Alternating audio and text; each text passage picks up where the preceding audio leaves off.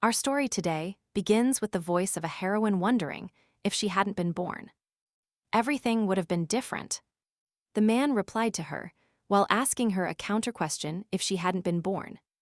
But if she had died, he could have simply remained an unhappy man who had lost his wife and daughter. The sword trembled in her hands. He said that now they had both become monsters and asked her if she was happy. Happy, thought the girl, and raising her head, she told her father that she didn't know what it meant to be happy. And not only that, she knows no emotion, a wedding with a man she has never seen. Rumors of betrayal, imprisonment in a dungeon on suspicion of murdering her husband's mistress.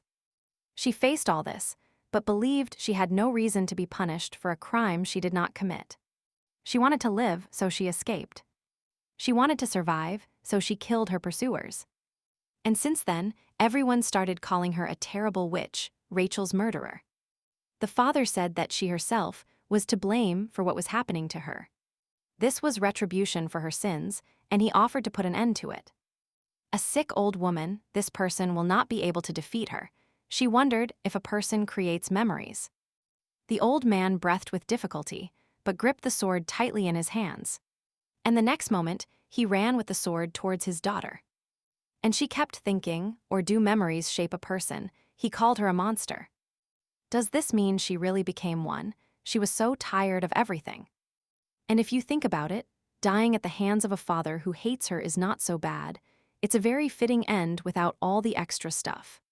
It was the year 548, according to the imperial calendar, and that day her eyes closed forever. At least that's what she thought, because she opened her eyes again in the brightly lit room. And she realized she was alive. Her father was not one to heal her wounds and lay her in bed. She got up and wondered what had happened. When she suddenly flinched passing by the mirror, she clearly remembered that it had broken when she was about 17. And that her childish face was reflected in it. And as the girl wrung her hands, trying to believe what was happening, the maid suddenly called her and, crying, asked if she had woken up. Rachel immediately recognized this girl in front of her. She was her personal maid, Betsy. The maid, crying, told her mistress that she had fallen down the stairs. When the red-haired girl said that she had also become younger, the maid asked what she was saying. Smoothing her bangs, she told Betsy she wasn't joking. Yes, it's a shame, she thought, but she wasn't joking and asked Betsy how old she was now. She replied, shuddering, 16. Then she asked how old she was. The maid replied that a few days ago, she had turned 15. And asked her what was wrong with her. Rachel said she had one more question and asked what year it was. It was 533 according to the imperial calendar, which meant she had traveled back in time. She told her that she hit her head when she fell down the stairs, so she doesn't remember anything. And she didn't think she would believe it so easily. And at the same time, Betsy was giving her a tour of the palace. 10 minutes ago, she asked to be shown the house. And now she walked and looked at the hallway walls, thinking about how gullible she was. Betsy happily showed her mistress the office first. Then she said that on that side, there was a gallery that she sometimes went to. Rachel had forgotten that she had often been there until she moved out of her parents' house. It is possible that she always wanted to look at something more than ordinary and typical paintings.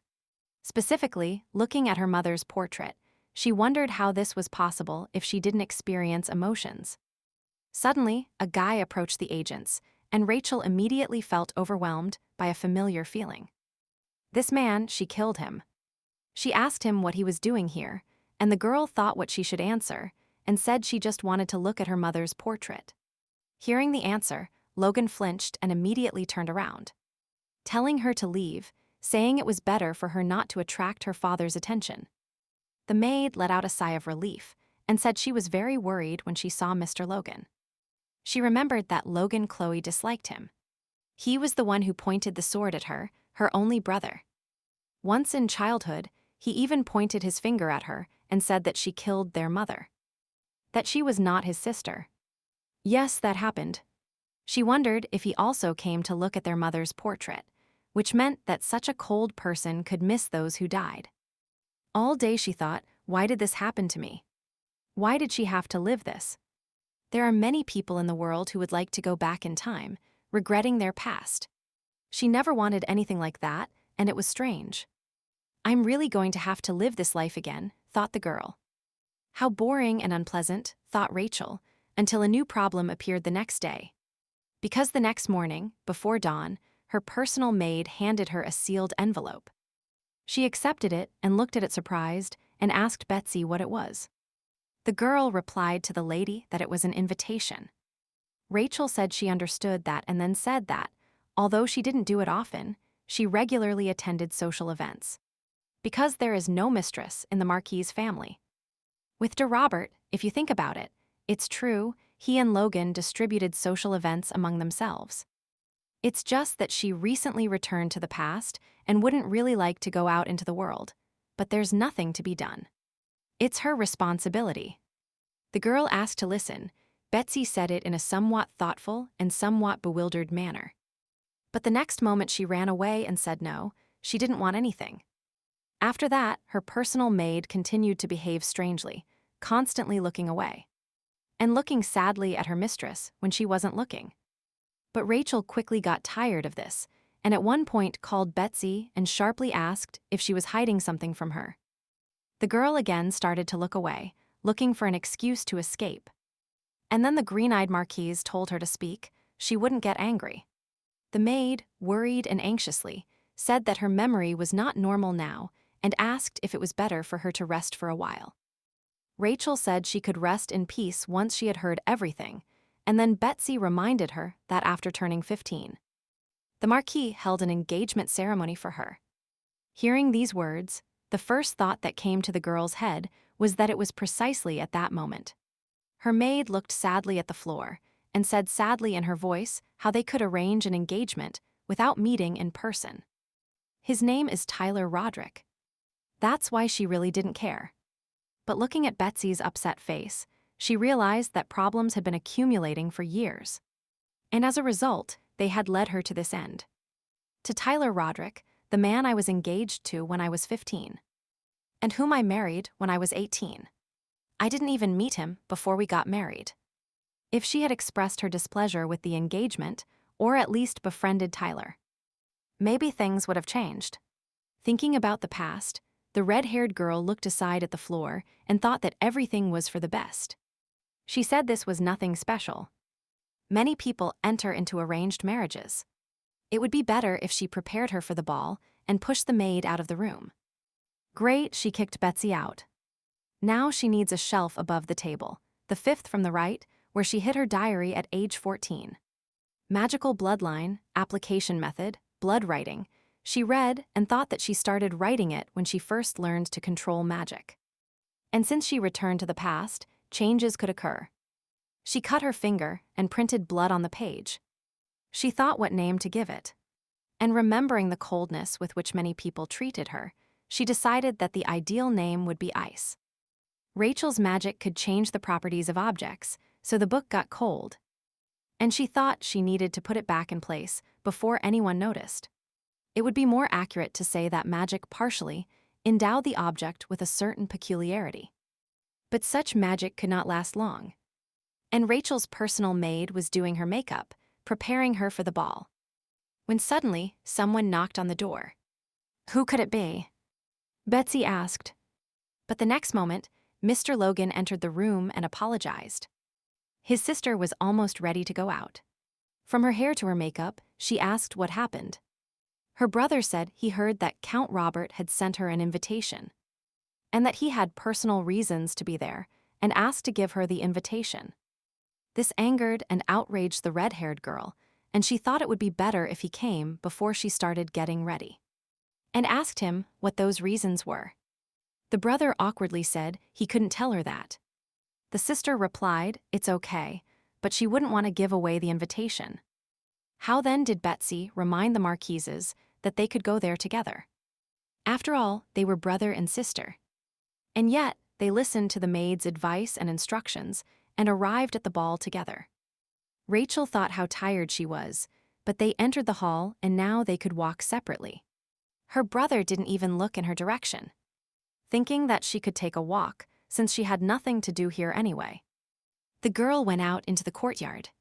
Suddenly, she caught a very interesting scene taking place near a pond. A lady pushed another into the pond. Wow! Rachel said out loud, surprised and thought, I think I witnessed a murder. She approached the place where the attempted murder occurred and thought that many had seen her go out into the garden. So she might as well have become a suspect. The next moment, she bit her finger and squatted down, putting it in the water. And said, Water, your name is air, the source of magic is blood. She changes the property of the object. She recently returned to the past and no longer wants to be called a murderer. And then she, casting a spell, jumped into the water and looked around and said it was already very deep. Finding the drowning girl with her eyes, she swam towards her and, grabbing her hand, asked her if everything was all right with her, but realized she had already lost consciousness. She wasn't going to save her. She could kill her easily and just as easily save her. That was not a problem for her. But still, the strength of a 15-year-old girl is not enough, but she needs to rise a little higher, thought Rachel. Almost at the surface of the water, she began to drown because the magic stopped working. That's right, because 5 years ago her magic was completely different and her dress was also tangled. This is really the end, thought the girl. But the next moment, a hand fell onto the water surface, grabbed the girl by the wrist, and pulled her out of the lake. Having seated Rachel, who was trying to clear her throat, the man crouched beside her and asked her if she was okay. She replied that she was. What a relief, said the yellow-eyed blonde with a cheerful smile, that he saved her. She saved Cecilia. Which Cecilia? The green-eyed marquise asked, and the young man explained that this was the name of the girl she saved. It was no coincidence that Cecilia Richard asked Rachel a stranger. He answered everything correctly, and then the girl remembered everything. This is the one who will marry Logan in a few years. It seems they even married for love, which is very unusual. At that moment, her older brother, Logan, appeared as soon as she remembered him in passing. She was so scared when she met Logan's gaze and realized that he could also have something more than just a rude expression on his face. A new acquaintance, the yellow-eyed blonde, noticed how her friend's savior's face changed. And then, smiling, she asked the lady if she knew Logan. She, without hiding it at all, replied that she knew him. This was her brother. For a moment the blonde thought and even tensed up, but then a smile shone on his face again. He said, by the way, I didn't even ask your name. You can tell me what your name is. She replied that her name is Rachel Chloe. Nice to meet you, said the new acquaintance with a sweet smile, and said his name was Arthur Robert. The girl's green eyes widened, and she asked him if by chance he was a mage. The boy said to wait, and a greenish light burst from his hands. Now she was sure. It was definitely Arthur Robert. He was a famous mage, just in a completely different sense. If she was a terrible witch hated by everyone, then Arthur was the best mage adored by everyone. She had never heard any negative gossip about him. Wow, no matter how different mages can be, those were the thoughts running through her head. And so, after examining her dress after using magic, she realized that all the clothes had dried and, thanking him, she said she had learned about it. Well, it was time for her, and she advised the boy to dry his clothes and Lady Cecilia.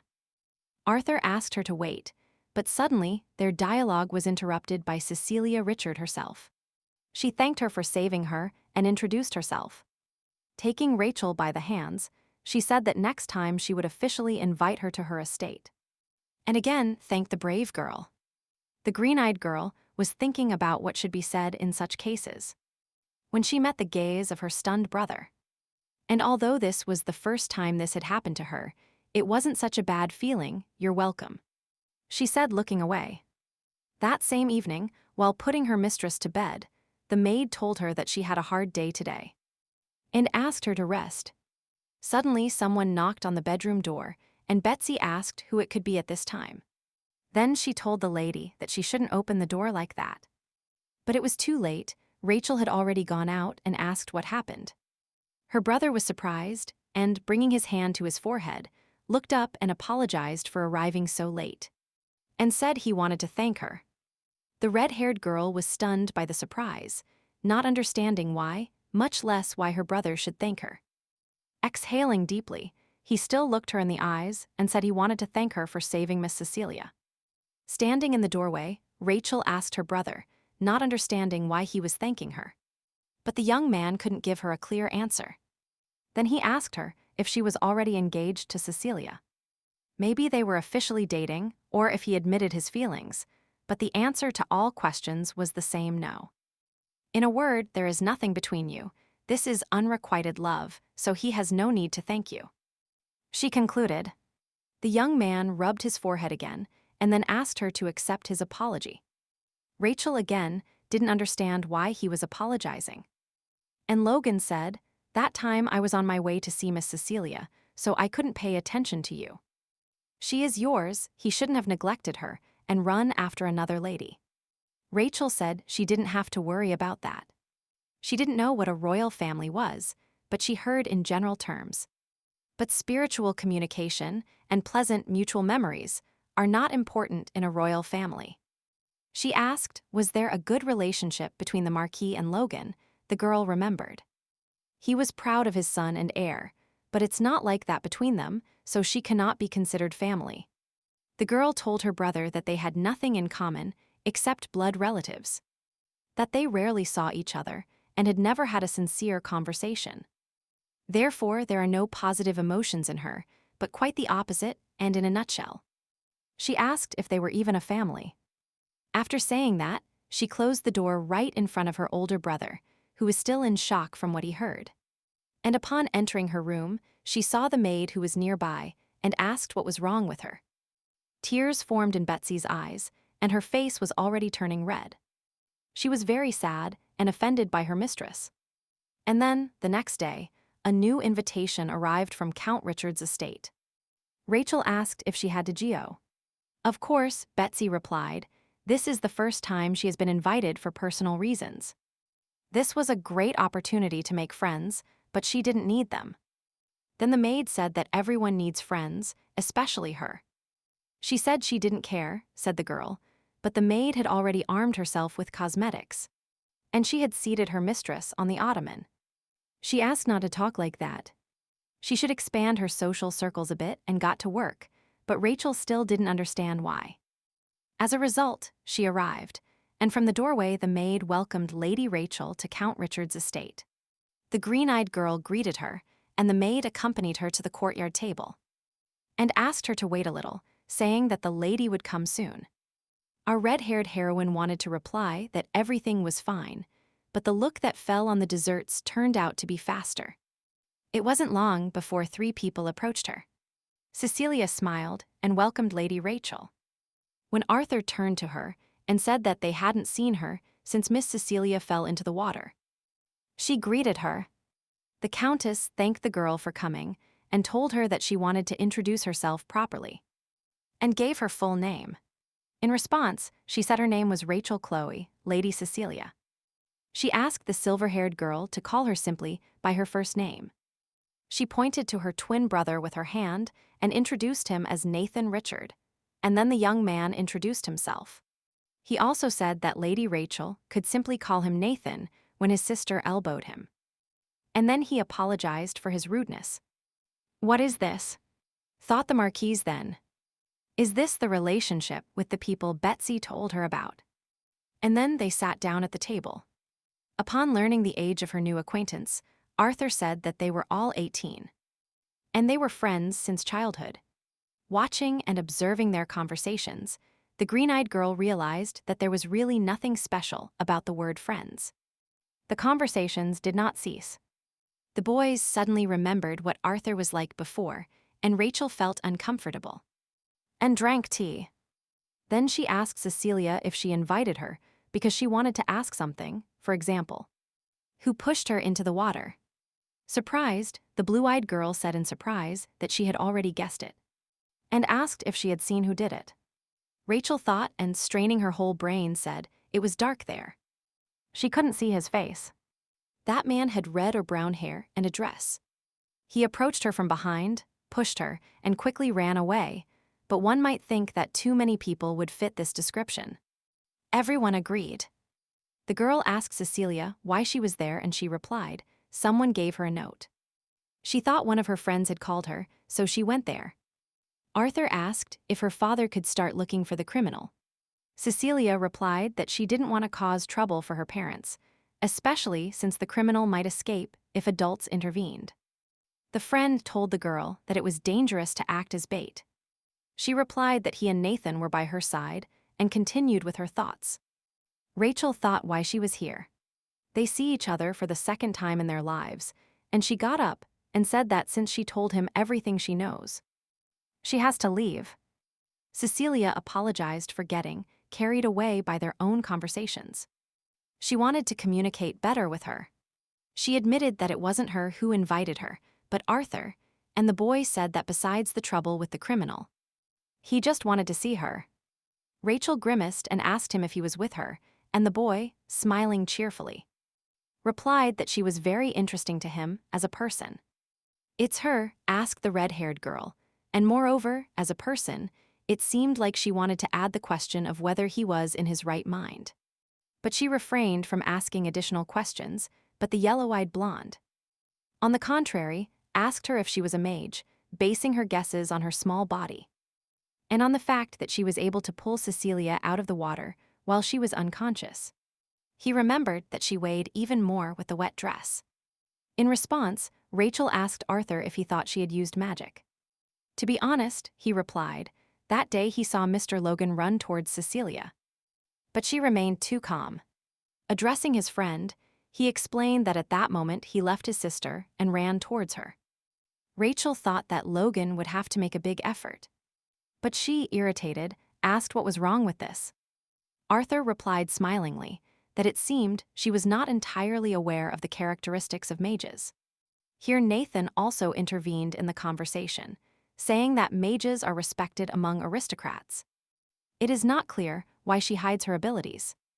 Not everything is as they said. First, she knows a little about mages, said Rachel, and thought that she simply knew how to use it. Mages are rare and are special people. If they appear at social events, they immediately become the center of attention. And she asked him if he hadn't noticed that everyone was talking about Arthur that day. Rachel asked if it was necessary to say that she hadn't noticed, that she simply wasn't interested. Cecilia replied that she did think so, because she was also a mage. Rachel asked tensely and coldly how this was connected. And then Arthur said that, usually, mages are so from birth. But suddenly, he noticed the maid coming with Rachel, and then the Marquise said that it seemed it was time for her to leave. "It's a shame," said Cecilia. "Come visit her any time. You are always welcome," and she offered to accompany her. But Ray refused. Then Arthur said he would follow her. No matter what, she is also a young female mage, which means he should befriend her. Because this is one of his responsibilities. Abilities. And now the boy was already running towards the girl's carriage, asking her to wait. Betsy asked who this gentleman was. Upon hearing the answer, she said surprised that he is the heir to Duke Robert. He is a mage and very famous, capable, and even handsome. "Okay, let's go, Betsy," turning to the maid the next moment, said Rachel. Starting to board the boat. Arthur asked her to wait. He wanted to say something and tell her what he wanted to know. The girl asked the maid to wait a little. Moving away, she told the boy to speak. Arthur said, "If you know who mages are, you will be able to recognize them at first sight." He asked her if she had never felt that she was different from others, for example. She couldn't understand others. The girl said she felt it right now. "In more fundamental matters," said the young man, admitting that everyone cried or was angry. And she didn't care. Rachel replied that she had always been like this. Smiling, he explained that this is the peculiarity of mages. They have enormous power, but in return they are deprived of emotions. However, one can learn to show them and acquire humanity. Ray asked Arthur if he was also like this originally. Of course, he replied. And only around the age of 12 did he begin to understand emotions a little. Usually, these young mages are assigned a more experienced one who teaches them to recognize emotions. The girl said she didn't need a teacher. She coldly thanked him for telling her, but everything seemed fine to her, on the contrary. If she had feelings, then she couldn't stand being rejected. The blonde's eyes widened. Maybe we can do this, suggested the boy. If she doesn't want to study with the teacher, they can just be friends. Friends? Rachel asked the young man, surprised, but why should I be friends with him? Scratching his cheek, Arthur asked her if she wanted to ask him why she should be his friend. And he explained that friends are people who are always happy to see each other and share their feelings and experiences. The boy said that she could experience different emotions and that this would help her cope with life's difficulties. But a couple of days later, Betsy again told the lady that she had received a letter again and asked her if she finally had friends. Rachel, angry and even irritated, accepted the letter and said she had no friends. The maid asked not to be shy. She got involved with annoying people. She thought after reading, she should have left everything as it was and then drowned. She remembered that he had told her that since she didn't need a teacher, they could just be friends. That friends are people who are always happy with each other and share their feelings and experiences, and that they help to better cope with life's difficulties. But this cannot even happen initially. Rachel remembered the poster, offering a reward for her murder. When they find out who she is, they will also despise her. On the contrary, Betsy was inspired and asked, since she received an invitation, does it mean she will go to the gathering today? But I won't go, said Rachel. However, whatever her feelings were, the maid's insistence howled louder. And now Cecilia greeted her cheerfully. Getting out of the carriage, the green-eyed girl asked what had happened. The Duchess asked if she knew anything. She just heard Arthur say that he warned her. Rachel took out the letter and said she received it this morning. In the letter, he asked to set aside some time and that he would come after reading the girl. She scratched her neck and said that he hadn't explained anything to her. Then Cecilia admitted that a big reception started today and asked her friend if she wasn't particularly attracted to social events. She said that the grand reception is the biggest ball held at the Imperial Palace. And then it turns into a party in the city, where all representatives of the aristocracy gather. And today is the first day of vacation, and there will be many interesting things. She invited the girl to and are together. But Rachel immediately replied harshly, I don't want to, I don't like large crowds of people. But she still succumbed to persuasion, and while walking down the crowded street, she wondered why she was there. Cecilia said that at night, it would be even better. And then the girls approached their friends. Arthur greeted Rachel, and his friend said irritably, You didn't explain anything to Ray. The boy smiled sweetly and said that, no matter what, they were still together. The Duchess pushed him. When Rachel saw Nathan and asked about his clothes, she thought she had seen them somewhere before. The boy said that this is some kind of nightly order, that there will be many people at the holiday today. So he will ensure security. He explained that he has free time now. He is awaiting orders from the head of the order, who has gone astray. Maybe Nathan said he was already drinking somewhere and exhaling deeply. He explained that he was quite an idle person, but he could enjoy the holidays. A group of friends went for a walk, and Cecilia asked them how they were. It's very nice here. This is the biggest festival in the empire. Many merchants from other countries come here. The girl thought irritably, and what's so good here? Arthur noticed the sadness of his new acquaintance, but said nothing. It seemed like they wanted to buy strawberry mochi, and Cecilia asked him if he had tried it. It was the first time Rachel was in a place like this. With a gasp, Cecilia said there was an oriental dessert with strawberries inside. And she asked her friend if she wanted to try it. She asked him to wait a little while she bought mochi, told Arthur they would meet later at the Central Bridge, and invited Nathan to IR. With her, a red-haired, green-eyed girl looked at Cecilia surprised and called her. Arthur laughed and said, Cecilia seems to care a lot about you. Rachel didn't understand what he meant, and she asked about her, but why? The young man was confused and said, hesitantly, just because.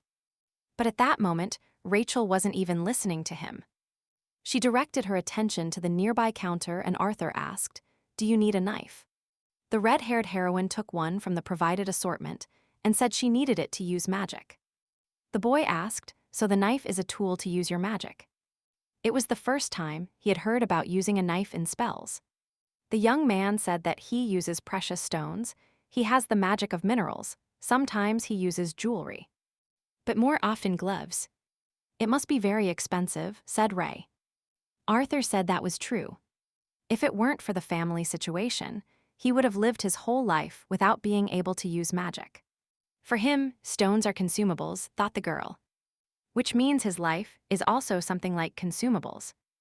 Although if the doses are not lethal, she will not die. Rachel told her friend that she had relatively cheap magic. The boy said he didn't hear her, but the girl paid him no attention. Arthur felt somehow uncomfortable and scratched the back of his neck. He exhaled and said. He felt like their conversation had been cut off in the middle. Although the girl walking away from him and being a mage, it was still very unusual. Most mages learn emotions from their parents. They learn basic human feelings like fear of death, morality, ethics, empathy, and love. They can adapt to society and learn to use their strengths to their advantage. And by the age of 12, they are no different from their peers. But Rachel, as if she hadn't gone through this path at all, saved Cecilia.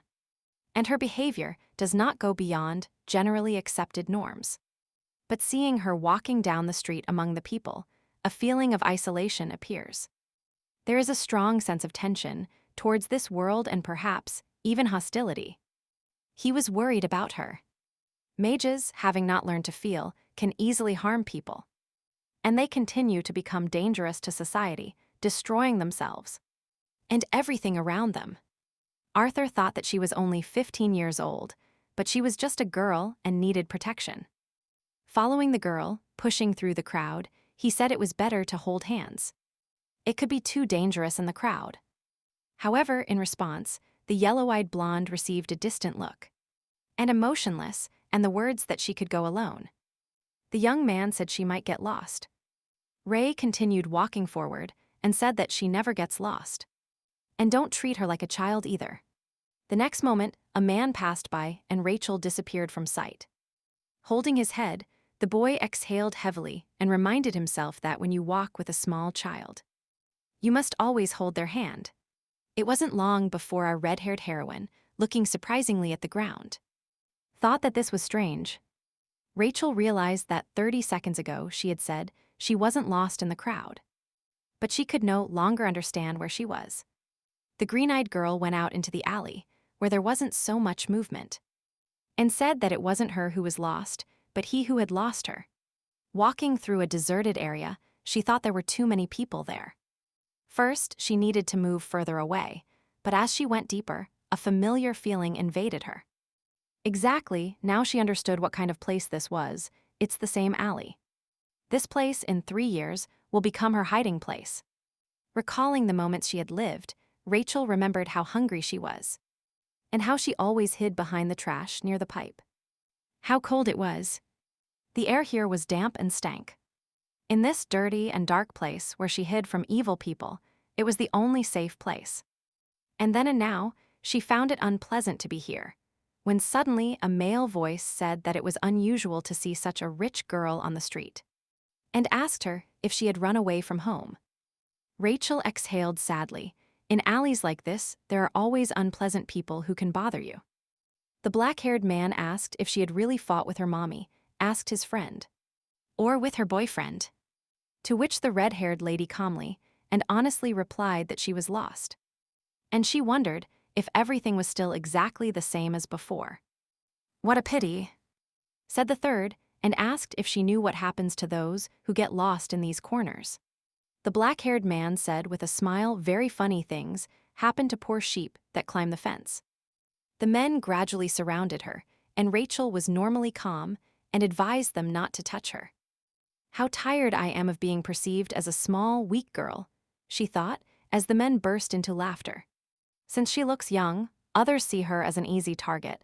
They see her as weak, and she becomes an easy target. She had to deal with the scoundrels surrounding her everywhere. But how tired she was of it.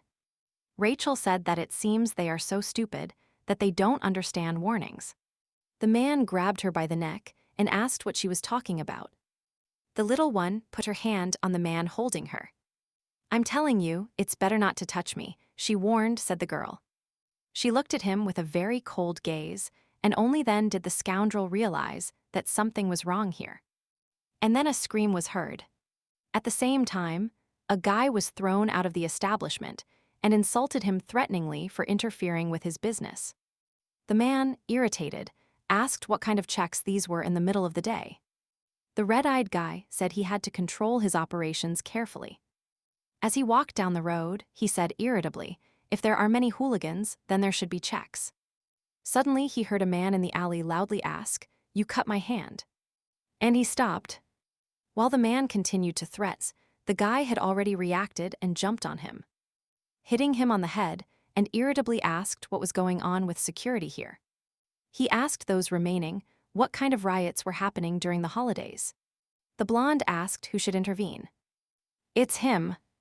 The boy asked and replied cheerfully, pointing at himself with his finger, smiling, he said. He was the assistant to the leader of the night order. "Just as we believed you," the hooligans exclaimed loudly. The young man with red eyes began to check his pockets, remembering where he had put the documents. The man he had kicked in the head had already gotten up and threatening him with a knife. He said that if he was the assistant to the order's leader, then he. But the next moment, the guy pulled out his ID and said to look closely. "There are 2 swords here." Now the hooligans realized who they were dealing with and fled. The guy smiled at them and told them to look at their feet. They were lucky, Rachel thought. She was going to take care of them. The guy asked her if she was hurt. "This street is dangerous to walk alone." Turning around, she said there was no need to save her. The danger was more for them than for her. By the way, they took his new knife. The young man asked her how she was going to deal with them. She replied she simply wanted to return evil for evil. "But you got in my way," she said. That's why nothing came of it. What reckless thinking, he thought, so small and so cruel. Patting the girl on the head, he said that in such cases it is customary to simply thank her for her help. Rachel frowned and asked the boy with disgust who the girl was. He pushed his hand away. When she suddenly looked at the face of her savior, her eyes widened, and Ray was very surprised. And the boy, with affection and tenderness, asked what was wrong if he called the baby a baby. This man, she knew him, looking at his face, raised her eyebrows and wondered why she met him now. And not at another time. The young man raised an eyebrow in surprise and asked her why she looked like that. He, of course, knows that he is handsome. Rachel replied to Chloe that she was just surprised by your joyful face. This interpretation was also surprising. The redhead remembered how he, exhausted and distant, turned to her at the funeral and told her how much he hated her. Then he drove emotionlessly and replied, "If you want a divorce, we will do it, I don't care." All she remembered was his grim face. The boy asked her if she liked him. But that's not quite right, she's still a baby. She realized that he still didn't know anything about her, and said that she had agreed to meet friends in the central square. But she got lost. "You didn't need to be saved, but it seems help is needed to show the way." He smiled and told the young woman to follow him. After walking a little, he pointed with his finger and said that there would be a central square. "Yes, and my friend is already standing there." "Yes," said Rachel, quite cheerfully, looking into the distance. Pointing at the boy who was calling her, she asked if he was talking about him. The girl confirmed. She asked if he was her boyfriend and said, "Dating is good, but don't stay out late. Come home early." "This is not her boyfriend," Rachel said indignantly with a frown. The young man said with a laugh that at her age everyone says that. But after this dialogue, Rachel said she was leaving, and before leaving, she turned around and said goodbye to Tyler. The boy was surprised, felt a little embarrassed, and said, "Okay. Goodbye," as a blush appeared on his cheeks. Seeing that she was already there, he met his friend upstairs. He told him that she left without even looking back. But it's still nice to see her with friends. The smile never left his face. And, recalling the recent dialogue, he thought that she spoke as if the whole world had turned its back on her. He walked through the crowd and said quietly, "Of course, today is the beginning of the holidays." How beautiful and lonely it feels on the street. He remembered how she said goodbye to him and thought that her words sounded somehow unusual. Maybe because of her appearance. Come on. He scratched his head, looking at the floor embarrassed. What could he have with a little girl? Those dirty thoughts crossed his mind, he said. And suddenly he stopped. He turned around and wondered if he had told her his name. At the same time, Rachel was already with her friends. Arthur asked her if she was okay. Cecilia asked where she had been. And after that, the blue-haired girl, smiling cheerfully, said that they had been looking for her for a long time. Arthur asked his friend if she was drunk. Cecilia said she wasn't at all. He said that means she had been drinking. Waving her hands, his girlfriend said there was a tasting. She drank one glass, but she wasn't drunk. After resting her head on Ray's, she said it was hard for her. And the guys figured out why Nathan didn't stop her. Cuddling up to her friend and putting her arm around her shoulders, Cecilia told Rachel that she loved her very much. The girl said she wasn't that good. The drunk Duchess, smiling, told Rachel that she was a very good person, that she saved her. That she was her benefactor. Rachel understood these words in her own way and thought that she had only said that out of the best intentions. But he wasn't there. That's right, said Cecilia, a friend, taking a box out of the bag she held in her hands. Try this. She handed him something soft and asked her friend to say, ah. Rachel repeated, surprised.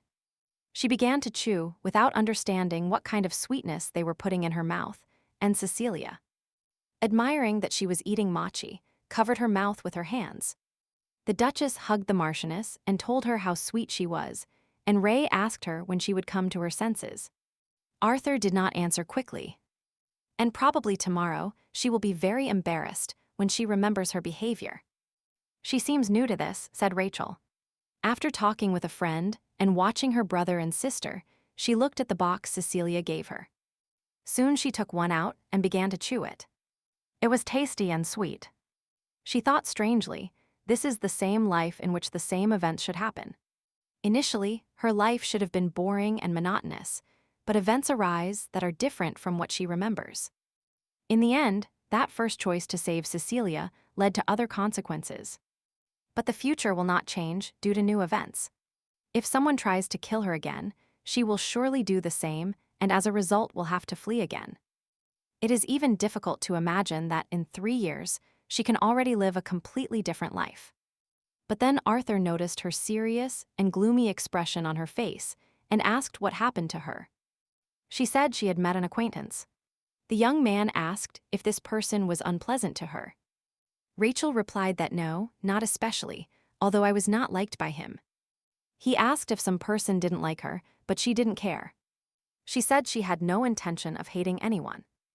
Arthur said sadly if he could ask her why she was so wary of this man.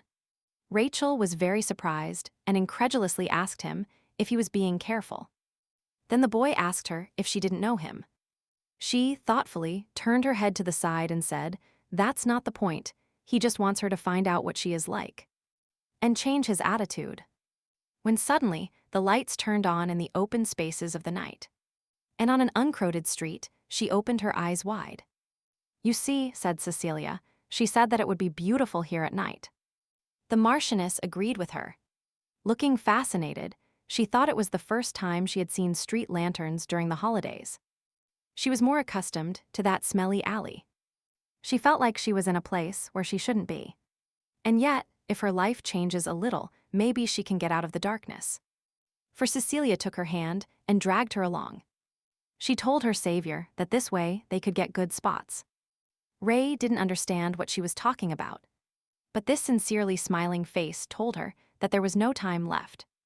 Yes, she wanted to believe her words and not resist following her like fire.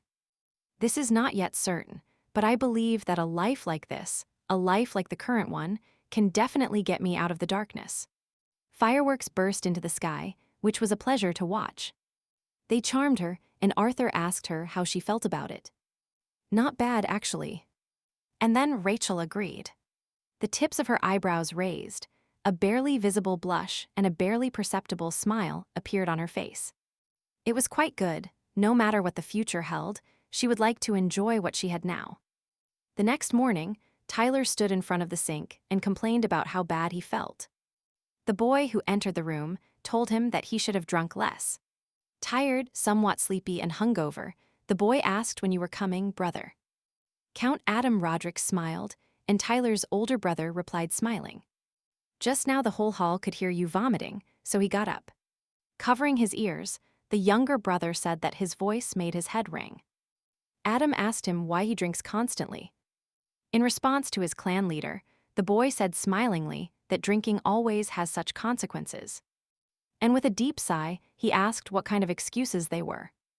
By the way, Tyler suddenly asked his brother, "What have you been doing in my room since morning?"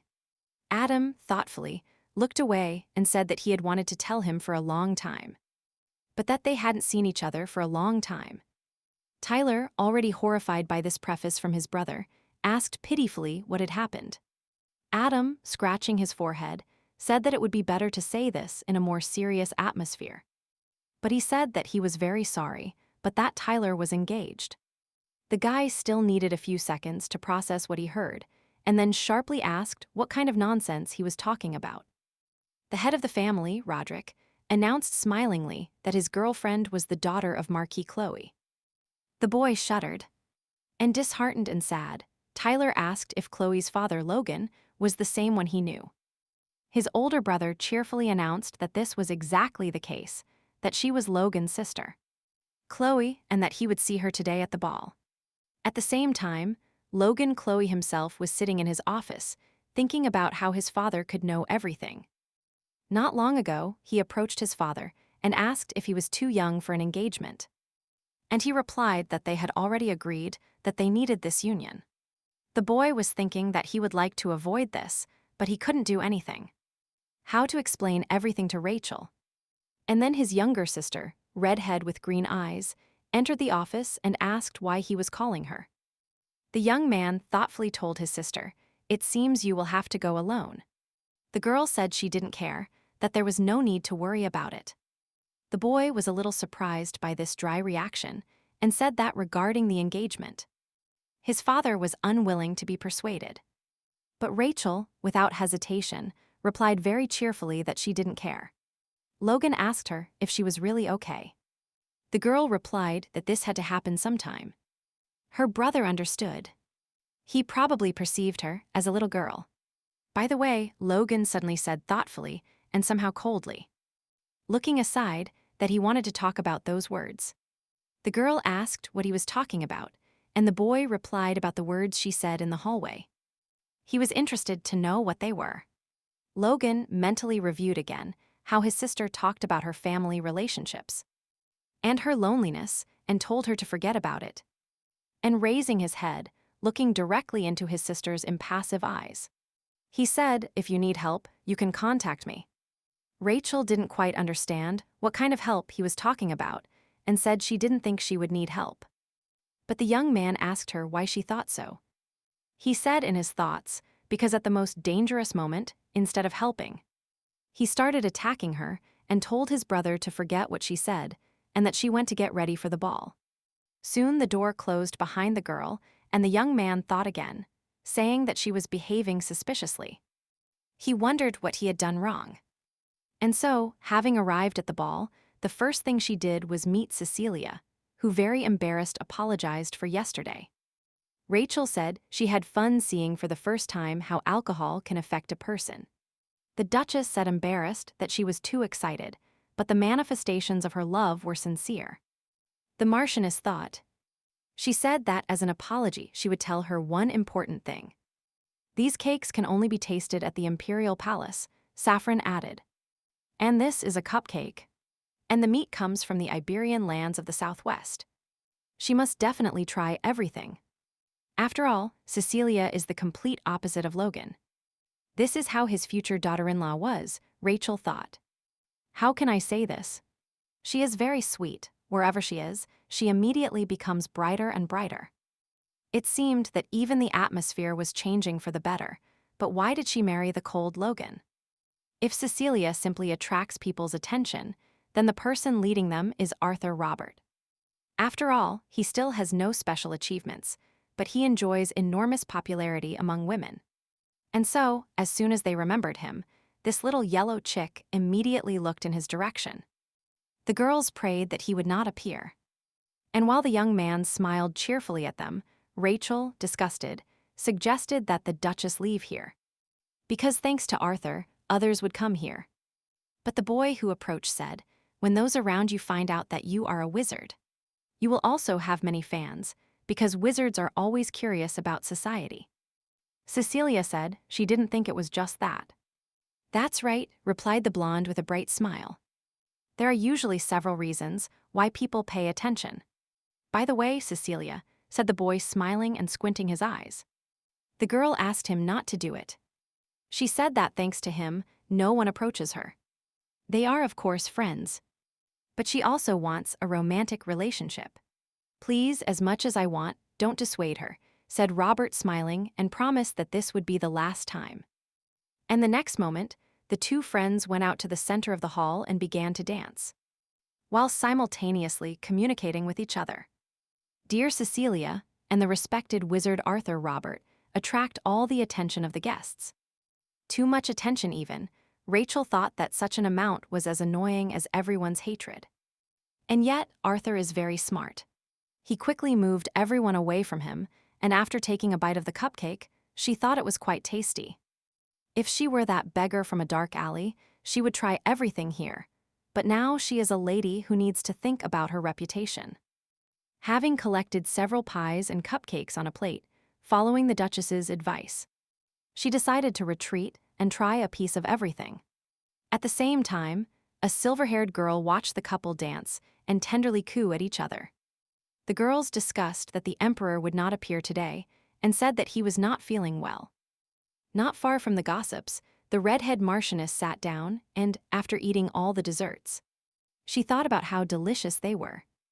"By the way, friend," she thought, "my ears are very tired. I wanted to get away from prying eyes." But it turns out they are gossiping here. They talked about how nice Lady Richard is, how sassy she is, and how admired she is for her beautiful face. Then she flirts left and right. How disgusting. When she saw Cecilia nearby, she thought she had heard everything. The girl wondered how she would answer them, but contrary to her expectations, her friend turned around and left. Rachel was thinking about how much she didn't want to get involved in this, but it seemed she would have to intervene. When suddenly, she bumped into someone. The purple-eyed, silver-haired girl apologized for her carelessness and for the fact that they bumped into her. "Nothing," Rachel replied. She didn't see her either, but then the gossips realized that there was someone else here besides them, and they decided to leave. The girl the Marchioness met also paid attention to them and said that they should not mess with them. She explained that they say this because they are jealous, although this is too much, because they cannot say anything to their faces. The girl also worriedly recounted that it seemed to her that Lady Cecilia was very upset. She said that she didn't know her closely, but thought it would be better if she was the one to comfort her. Rachel raised her eyebrows alarmed and asked her if she was asking her to comfort Cecilia. But she couldn't find her, I thought.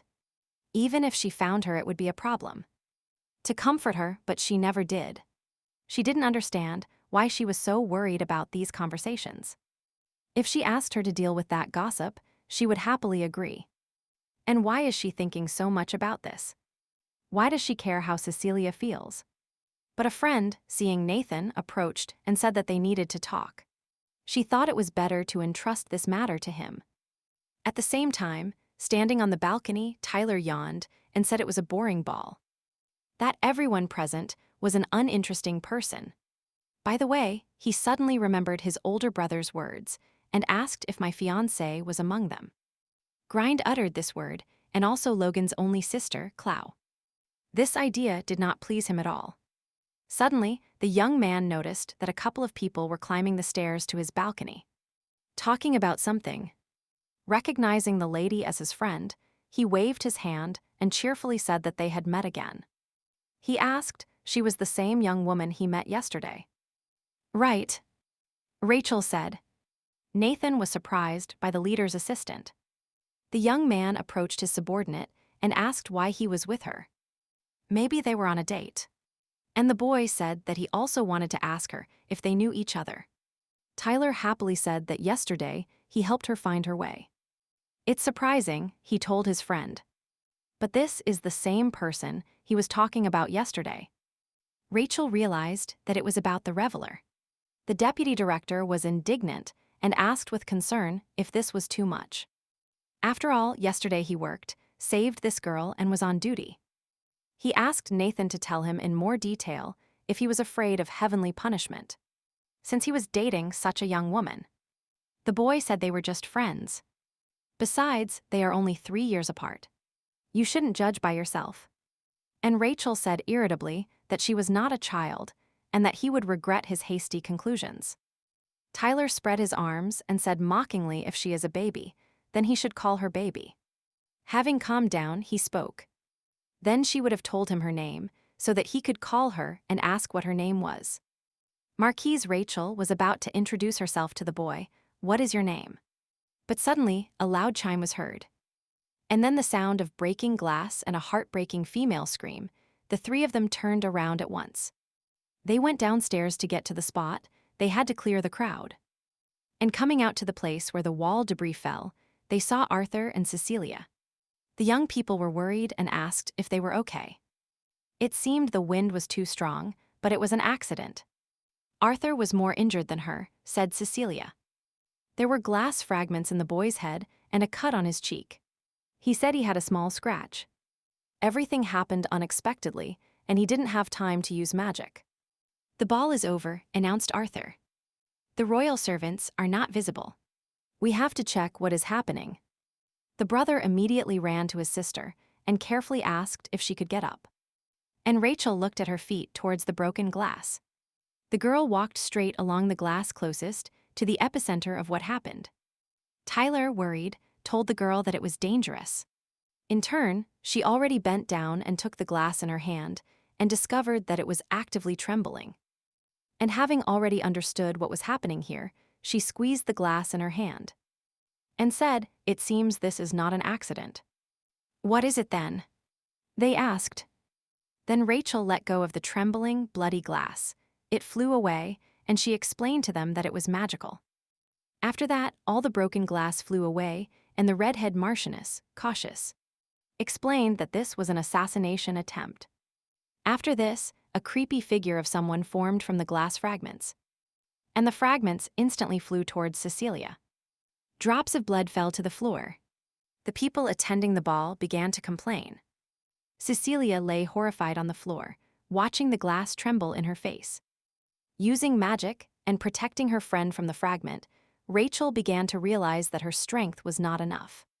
Very little control for a 15-year-old girl, but the kind of control she could maintain formed a stream of wind in the air. Arthur asked what it was. Ray had such strong mana, he thought. And her reaction was simply amazing. It goes beyond the limits of a 15-year-old girl. Tyler was shocked. Now he understood what his words meant, that he would regret calling her a baby. Since she is a wizard and at a rather high level. Everything seemed to stop. The young people looked around and Cecilia clung to the wall, trembling. She already thought she was going to die. Only a redhead Marchioness, Rachel, decided to go all the way and irritated. And angry, she asked who it was. A voice from the resulting silhouette of a head asked who she was, how dare she interfere, and said that she was seeing her for the first time. The crystal monster said he liked her, and, having already thrown a jet of crystal at her, he invited her to show him what she was capable of. She prepared, although this is not the most suitable state for battle, but if he dares to attack her, she will gladly accept his challenge. Blood gushed from the wound on her hand, transforming into magic, but before she could do anything, Arthur threw a shield at them.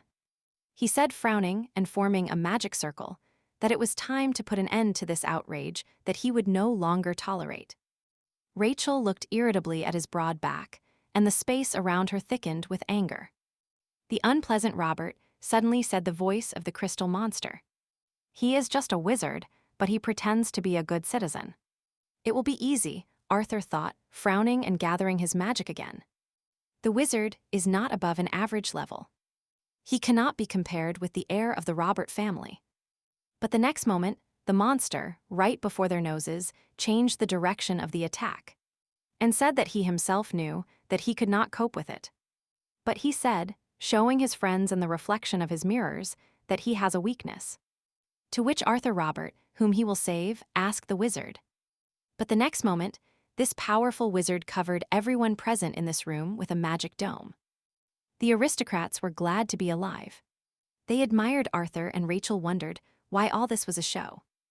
The boy himself spent too much energy creating a defense and realized that he needed to take a break. But this would not be possible in battle. The monster said that it seemed his mana was not enough to protect himself, and a glass fragment instantly pierced his chest. Cecilia and Nathan only realized this and immediately rushed to his aid. And Rachel was stunned with horror. Something touched her consciousness.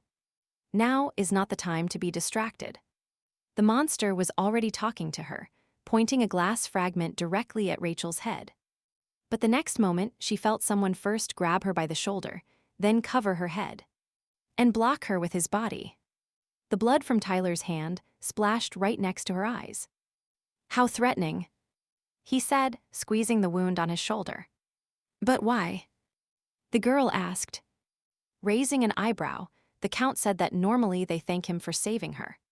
But if it weren't for him, she would have been injured. Rachel found it difficult to accept all this. She was scared, worried, and more previously unknown feelings arose in her body. She looked at her friend and rival, looked at her future husband. They all saved her. They were very worried. But in the end, they themselves were hit. She had a feeling that she was sinking deeper and deeper into this swamp of darkness. Evil, irritation, and conflicting emotions made her hands tremble. "She was thinking," said the glassy face smiling, "she is strong. But you are so scared." After these words, Rachel, shuddering, immediately came to her senses. "Mother." Magic Monster said that she has strong magic, but still listens to other people. Out of resentment, she clenched her fist and blood gushed from the wound. He called her a fool, and she asked offended who else was scared here. The next moment, she transformed the blood flowing from her hand into a magic circle. And she thought that she would definitely blow him to pieces if he wanted it so. Arthur felt very strong mana and believed that it was dangerous and could also have serious consequences. He had to solve it himself, although there was a small wound. He was sure he could handle it, and blocking his girlfriend, said that he himself. Rachel was surprised, and the upstart was confident that he could cope and destroy him in one blow. After the impact, the space filled with light, and the green-eyed Marchioness contorted her face, not understanding what this Arthur Robert was doing. The glass flew behind the monster and finally turned to Rachel and told her not to succumb to the deception of people, and not to let emotions enter her heart. Finally, he said that he would reap if she lost her essence as a wizard and wished they would meet soon. The people behind idolized the wizards with admiration, and Tyler said that the power of wizards was something incredible. "It seems he used glass," Arthur said, smiling. "If you remove all the glass from the estate, he will no longer approach them." After that, he turned around as if nothing had happened and asked Cecilia if she was okay. The girl replied yes and asked how he was. The boy from the Robert family said it was nothing, that he would ask the healer to cure him. And then he turned to Rachel and asked if she was hurt. The young Marchioness was darker than a cloud, clenched her fists, and said that this was not the problem at all. That he had disappeared, that it was necessary to kill him. The experienced wizard said that the important thing now was that no one was seriously injured. And he smiled at her. Rachel, in turn, looked at the deep, bleeding wound on her chest, frowned, and then abruptly turned around. The young man still did not understand at what moment he made a mistake and why he upset his girlfriend so much. Then they announced that the ball was officially over. It was dangerous here, and they needed to leave. At that moment, Tyler was sitting on the stairs, trying to bandage the wound, whose blood did not stop. Then a girl approached him and asked why he intervened. She clearly said that there was no need to save her. The guy said that he didn't know she was a wizard, and that was incredible. But the redhead Marchioness was serious and repeated that she could take care of herself. She asked him not to interfere next time. What offensive words! The Count said. He did not interfere, but he was worried about her. And he also explained to her, smiling, that her body reacts faster than her thoughts. Nothing can be done about it. He took the girl's hand and told her. They say, every wizard has their own means of magic, and he asked her if that meant it was her blood. So what? Rachel asked. He replied that he needed to cut himself to stab his opponent. How ironic that was. After bandaging the baby's wound on his hand, the boy said that everything was ready.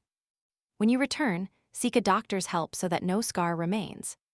Well, I have to. Tyler said, smiling sweetly. Make sure to treat the wound, okay? And getting up from the stairs, he headed for the exit. He took care of his fiancée. She saw that even the bandaged wound was bleeding, and, ordering her thoughts, she said, It's Rachel Chloe. The boy didn't hear and asked again. Rachel Chloe introduced herself. Is that right? He asked. And he said, okay, he will remember it. When suddenly he stopped, the young man asked Rachel again if Chloe was it. And he told her, what a coincidence, my fiancé has the same name. But then Adam ran worriedly towards the couple and asked Tyler what was going on. His brother asked him if he had just arrived, when suddenly he saw who his younger son was with, and asked him if he had already met Miss Rachel. The young man still didn't quite understand what his brother was talking about. He asked surprised how he knew her. The Count rubbed his temple, embarrassed by his younger brother, and told his brother to observe etiquette towards the lady. With a wave of his hand, he said that he would introduce her officially later, and said that this was Lady Rachel, his girlfriend. The face of this man at that moment only needed to be seen. It conveyed so strongly despair and a sincere rejection of everything. At the same moment, the silver-haired girl cursed and said that she did not believe that there would be another wizard next to Cecilia. What to do now? The voice of a wizard came from the mirror. He also did not expect that there would be two wizards there. The girl threw the mirror to the floor and told him to shut up. She screamed and asked how he could know. It was he who should have done everything correctly, and after hysteria he walked away. Brother, she turned to the Count. Think for yourself. How can you call this an engagement? She is only 15 years old, shouted Tyler. There is an 8-year age difference with her. This is a crime. Scratching the back of his neck, the older brother said that at 15 years old it was officially allowed to get engaged. He asked why they were already engaged. He himself married for love. So why should he do it? Adam asked him to calm down and said that they would only marry when the lady turned 18. But even 18 is too young, and she is now 15, especially since she is the only daughter of Marquis Chloe. Sitting on the sofa, Tyler said, her family has nothing to regret. Usually at this age, they already start looking for the heir of an aristocratic family. He covered his eye with his hand and said that she was a wizard. Her father definitely wants to give his daughter to someone like her. No matter how you look at it. And there are many strange moments in this engagement. Adam admitted that with his help, he wants to improve his relationship with Marquis Chloe. But this is just a precaution for political reasons. If what they fear does not happen, then the engagement can be terminated. Tyler asks what will happen to the girl. His older brother, looking away, said, it's a pity, but her engagement will be cancelled. And he will put her up for a bride auction again. So Tyler asked, he wants to use her for his political purposes and then throw her in the trash. Not necessarily, he began to make excuses, but the younger one told him to stop. He understood the situation, and they would talk about the rest later. Adam asked where he was going. He replied to work. The older one was surprised that his brother was working on weekends. It was even a hard blow for him. But the boy explained that it was an order from the order. It was necessary to find out who ruined the banquet.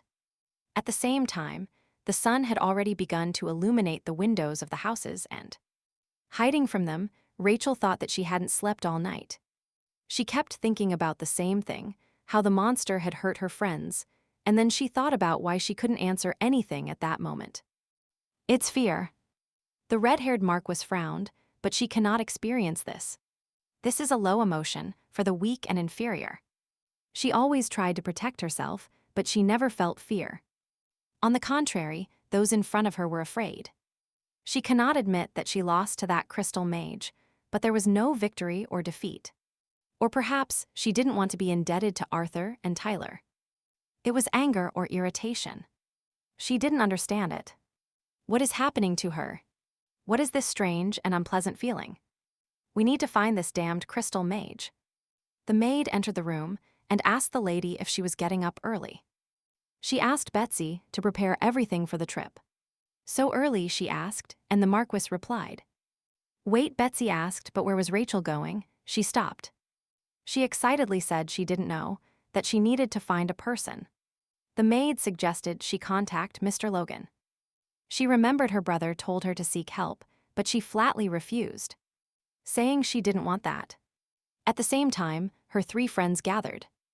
Arthur told them he had been healed by a mage and asked if Cecilia was all right. The girl replied yes, but because of her, so many people suffered, she felt somewhat uncomfortable that the criminal was not caught. A friend told her not to worry, that a request for help had arrived from the Knight's Order, that they would surely catch him soon. Looking at her tea, she said that last time she was pushed into the river, and now this mage with a glass appeared. But if the criminal is a mage, why did he push her into the water the first time? It would have been much easier if he had used magic. Arthur said he didn't want to talk about it, but it was likely that 2 different people were trying to kill Cecilia. By the way, Nathan suddenly said there were several suspicious characters at the banquet. During the ba, Rachel approached him and told him that some women were speaking ill of her, and asked him to comfort her. But the Duchess was unaffected by the words of those ladies. She was just looking for Rachel and accidentally went there, but she didn't even think about contacting them. Maybe those companions are criminals, Nathan suggested. Maybe they hired a mage to harm her, but she didn't believe it. The girl said thoughtfully. She knew those ladies. They just like rumors, but they wouldn't kill. By the way, it's so surprising that Rachel was worried about her. How touching that she asked for comfort. Cecilia said. This already confused Arthur. It seems Rachel is slowly beginning to understand the feelings of others. He thought. The girl admired her magnificent magic. Nathan told his friend that he would lose to her. His sister agreed. But she discovered one fact. Rachel is capable of killing a person. She has enormous strength, so she can do it if she wants to. If he hadn't stopped her, then innocent people could have suffered because of her magic as soon as she was assigned the title of dangerous mage. Her life would become unbearable.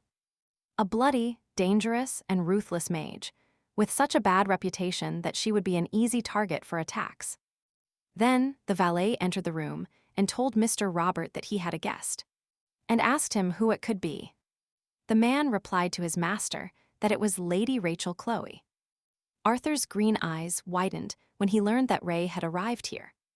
The girl entered the room where her friends were sitting, and they were very surprised.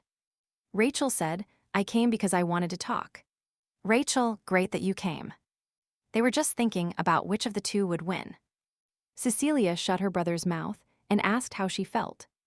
The girl told Rachel that Arthur had fully recovered and that Nathan could be ignored. Both boys were indignant. But the Duchess, paying no attention to them, said she was very moved, that those words didn't hurt her at all. That she had nothing to worry about. The red-haired Marquis was discouraged by such an outburst from her friend and frowned, beginning to speak. But then she was interrupted again, this time by Arthur, who told her to sit down and that he would bring her tea. After a while, when everything was ready, he asked her if she wanted to talk about the crystal mage. Rachel, looking at her cup, answered neither yes nor no, simply asked where she could find him. Arthur said she shouldn't worry about catching the criminal, the Knight's Order. And her family agreed to conduct a joint search. No, said the girl. She wants to find him first, and Arthur asked her if there was any special reason why she wanted to find him. The girl explained that he attacked her and asked what motives are needed to find the one who tried to kill you. Arthur, based on his conjectures, was not entirely sure of the truth of her words, and incredulously asked if all that was true. Rachel only heard this question and realized that her plans and intentions had been revealed. A shiver ran down her skin, and clenching her fist, she said yes. But based on what she noticed and knew about mages, she exhaled heavily and said quietly that she was going alone. Rachel said that was why she came herself, that she doesn't know where to look for him, and asked him to tell her the way. And then she would figure it out herself. Arthur wondered what was the best thing to do, if it would be right to share information with Rachel. And what would happen if someone got hurt? Nathan said that Rachel inspires more confidence in him than Arthur. Cecilia said that this is not bad. She is very strong. But this is not such a simple problem, said the blonde, and the Dukes replied that he could stay close to her to prevent danger. That he could think about it.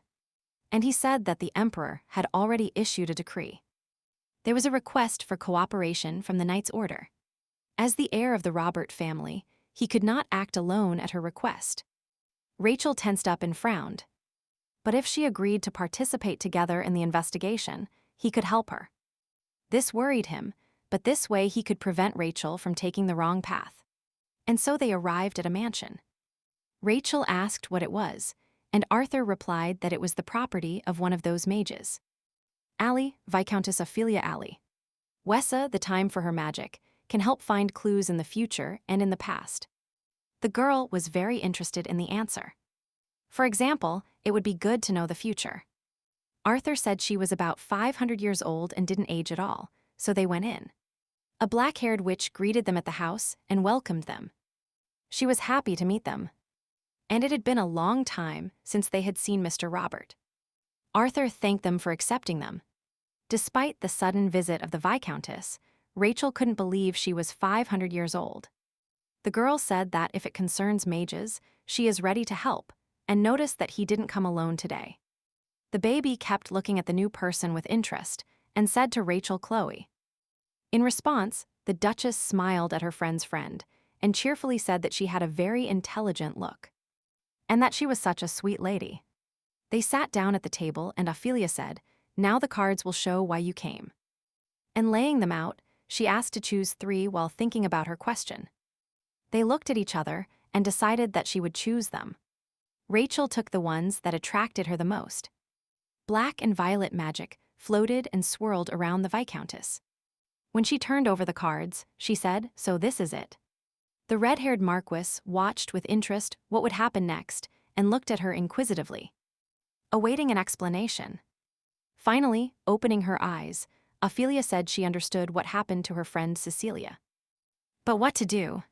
The girl asked, because finding the answer to Lady Rachel's question will not be easy. The baby was surprised. She threw her head back slightly, frowned, and asked why. The woman explained that this mage hides his location and has unusual abilities to move outside of reality. For example, using glass or mirrors. Arthur confirmed this, and Ophelia said, to be more precise, it's about the property of reflection. The peculiarity of such mages is that they do not show themselves. They hide in the darkness and reflect the dark sides of other people, like the mirror in the Snow White fairy tale. Rachel thought it means the real villain of the fairy tale was the mirror, and not the queen. It turns out that Snow White is Cecilia. Then the woman drew another tarot card and said, instead of the queen, there is a wish card. It points to the lady, her counterpart, pouring her unsuppressed desires into the mirror. It seems the incident in the lake was also caused by a wish whispered by the demon. It seems the pieces fit into one picture. This means, Arthur continued, that the queen pushed Cecilia into the water, and the mage who broke the window is the mirror mage. They are accomplices. Rachel asked if they couldn't find the mage in the mirror. They could find the queen outside the mirror. It is difficult to know the exact location, explained the centenarian, but her emotions can be a clue. She experiences negative feelings, anger, hostility, envy, and among the positive ones, only goodwill towards him. Arthur Robert was very surprised that the criminal felt no anger towards him, but goodwill. It's close to being obsessed with something you can't have. Ophelia said she believes she is unrequitedly in love with him. The centenarian asked Mr. Arthur if he had any idea who it could be. He had no idea, and Rachel explained to him that there were too many applicants, so she said it was difficult to narrow down the list of suspects. But then the emotionless Marquis entered the discussion and said they should think more simply. Those present did not understand why this was happening. Then the girl confidently said that if the queen committed a crime against Cecilia out of jealousy, then she would become Arthur's mistress. The boy started asking different questions, not believing or accepting what he had just heard. Ophelia understood everything and asked if she intended not to look for her, but to force her to come here, and praised the girl, saying how smart she was. Rachel said that if she simply danced with him at some ball, she would try to attack her herself. Arthur said that was dangerous. "That's right, dear lady. She should be more careful," said the woman, the mirror mage. One of those people whose criminal inclinations are stronger than the instinct for self-preservation. And fighting such a cruel fanatic can be dangerous. Ray said it doesn't matter. She is still stronger. Arthur said that is a bad way. But there is no other way to find out her location. And if there is one, she should share it. The boy said that for starters they have a clue. He said it was necessary to reach an agreement with the knight's order and act. But he was against her idea. Ophelia said she didn't know anything. Suddenly Rachel asked, pointing at the table, why didn't she say anything about the last card? Ophelia said that the card shows the result. If she says it immediately, it won't be interesting, especially since the future depends on how you interpret it. Rachel asked if she could predict the future, meaning it is predetermined. The mage replied that she doesn't know. It depends on how she feels about it. In all cards there is good and evil. Destruction is simply destruction. People themselves define it as something negative, smiling at the sweet girl. The centenarian said that it will bring good or bad changes. It depends on the person. Rachel looked at the woman, as if she had been waiting for those exact words her whole life. Now everything was clear. The next moment she jumped off the sofa and said, since they were done, they should quickly go find the criminal. And after these words, she went out to the courtyard. It seems Miss Rachel is eager to find out soon, Ophelia said, and asked why she wanted to talk in private. Arthur said he had a couple of questions about Rachel and asked if she knew anything about blood magic. Ophelia was stunned, and the boy said that Rachel's mother was a mage. But she left this world early, not giving her daughter the chance to learn emotions. But as far as he could judge, her magic was above the level of a teenager. She had no teacher, but she was incredible, and the strangest thing was that it was unknown who her mother was. And how Rachel lived all this time. Ancient manuscripts also say nothing about blood magic. Maybe she knows something about it, Ophelia thought, devastated. Of course she does. But the last person to use blood magic was that man. She asked him why he was so interested in this. The boy said he was worried, although she was slowly beginning to show emotions. But no matter what troubles arise due to her hostile attitude, of course. He would try to stop her if something happened. But when young mages begin to feel emotions, they can be ashamed of it. Confusion is a natural process. However, Ophelia suddenly asked what it means that he should stop her. Arthur, it sounds too presumptuous. What? The boy asked, surprised, and the woman explained that Rachel herself must go through these trials. It is not a disaster that must be stopped. Hearing this, the young man's eyes widened. Everything seemed to fall into place. And bowing his head, he realized that he considered her dangerous. The more doubts I have about Rachel, the more I should examine myself, he said. Yes, that's true. Maybe I wasn't worried about Rachel at all. But what kind of worry is that? He thought. Maybe fear that society will reject her and start pointing fingers at how pathetic I am. I wanted to become a good friend to her, but all this time I suspected her because of my own insecurities. How embarrassing. So, what can he do now that he has sorted out his emotions? He must not judge or suspect others and simply believe in Rachel. At the end of their dialogue, the centenarian said she couldn't help him. No, the boy said cheerfully. On the contrary, everything became clear. He did the right thing by asking her for advice. The woman said sadly that he should come more often. Elders love it when people come to them for no reason. A wide smile and a sweet laugh lit up the young man's face. He said okay, turning to Viscountess Sally. When he went down with his friend, she asked where they were going now, and the young man replied. We have to make a plan, he agreed with Nathan. Rachel said firmly, she needs to become his mistress and without stopping her. She came to participate in the search, she has the right to do so. And contrary to his expectations, the boy said, okay, let's try to act out the scene. Rachel reminded him that she had forgiven him and asked why he had suddenly changed his mind. In response, the young man smiled kindly and said that they were friends. It was natural that he believed her. Ophelia watched this whole dialogue from the mansion window and said how interesting it was turning out. She looked out the window, watching her guests, and thought, it means that Rachel Clow is a blood mage. Destiny comes into play after people begin to experience feelings deep in their souls. Arthur Robert, symbol of good and heir of a famous family of mages, as well as Rachel Cloa, symbol of evil from a family of blood mages whose name was erased from history. The mage, who has not yet been released, will repeat his tragic fate if they can avoid the pain of their predecessors. Tyler asked how they could find the one who ruined the banquet. The only thing they knew was that he was a mage. Nathan said, today the news arrived that a man from the Robert family would be sent. He thought it would help. Tyler said that was true. But it's really worth meeting here. The light blue-haired boy explained that it wasn't that they had agreed to meet here. He would find him himself. After all, he is from a family of mages, said Tyler, and his subordinate immediately pointed behind him that he was coming. The guy was surprised. In front of him, he saw a rather unusual union between the mage Arthur and the girl next to him. Nathan explained that this was the heir of the Duke Robert and the daughter of Marquis Chloe. Approaching, the blonde introduced himself as Arthur Robert. Tyler said it was unexpected that the heir of the family came in person, and introduced himself as Tyler Roderick, assistant to the order leader. He's fine with that, said the black-haired man and pointed his finger at the girl in front of him, and asked what the young lady was doing here. What? Rachel asked, and she explained to her future husband that she had come to find the criminal. The boy she was engaged to raised his eyebrows and asked about the criminal. But she replied that she simply needed him.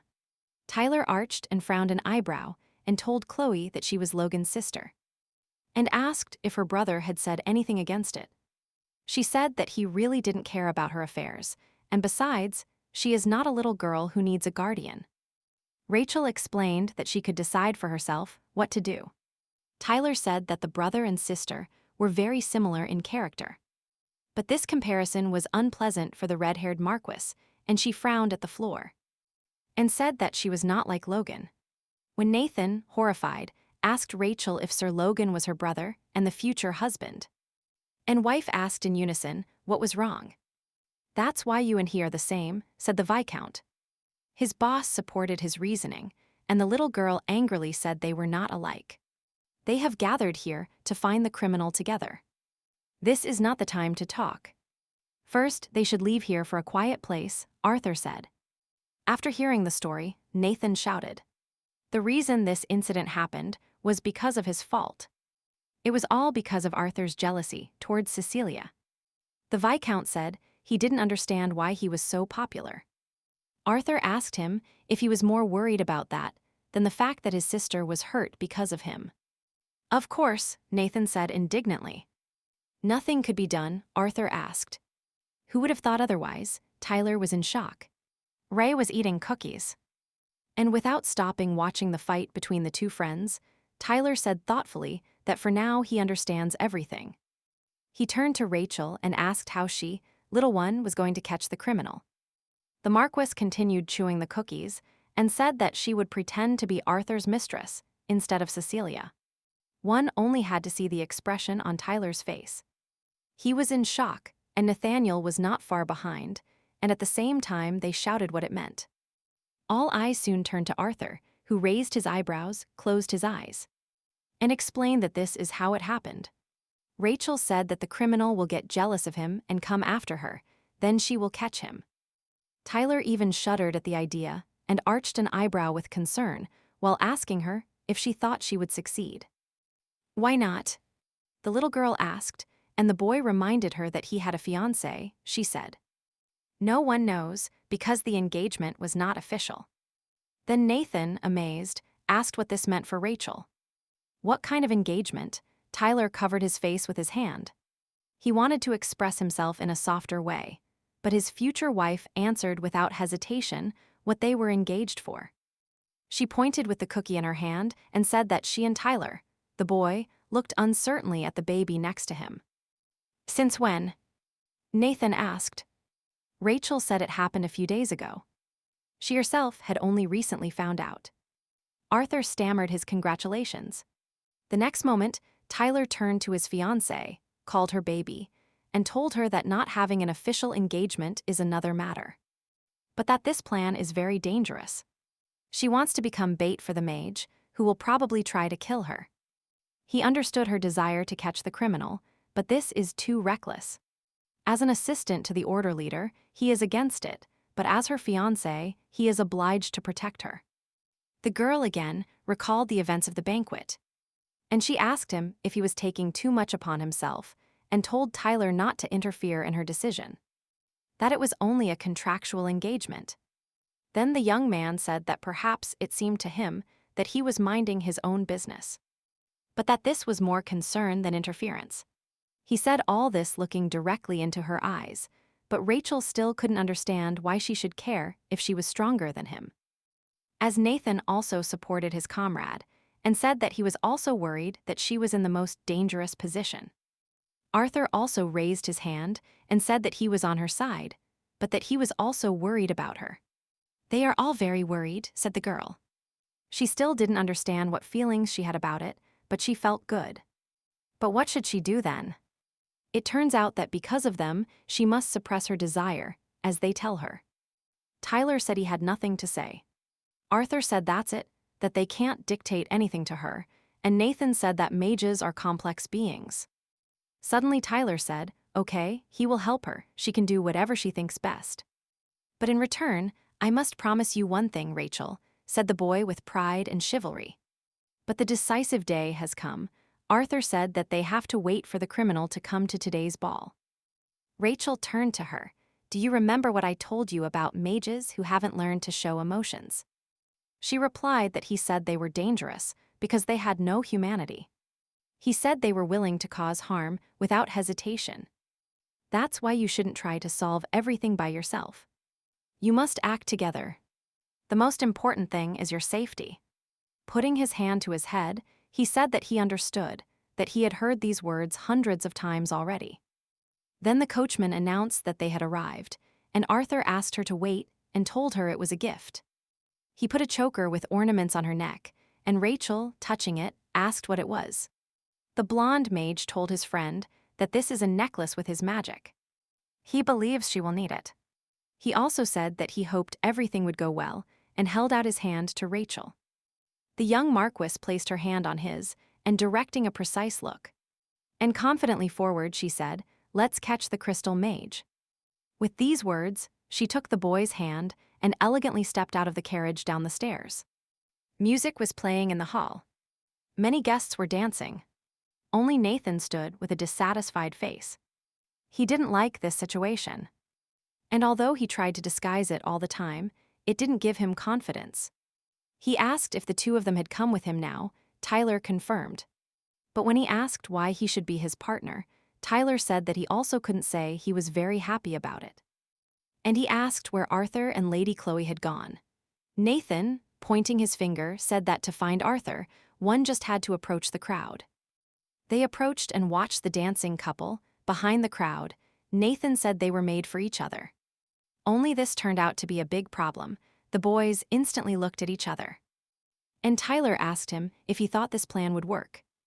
Arthur moved smoothly and gently, smiling at Rachel, but in turn she was like a log.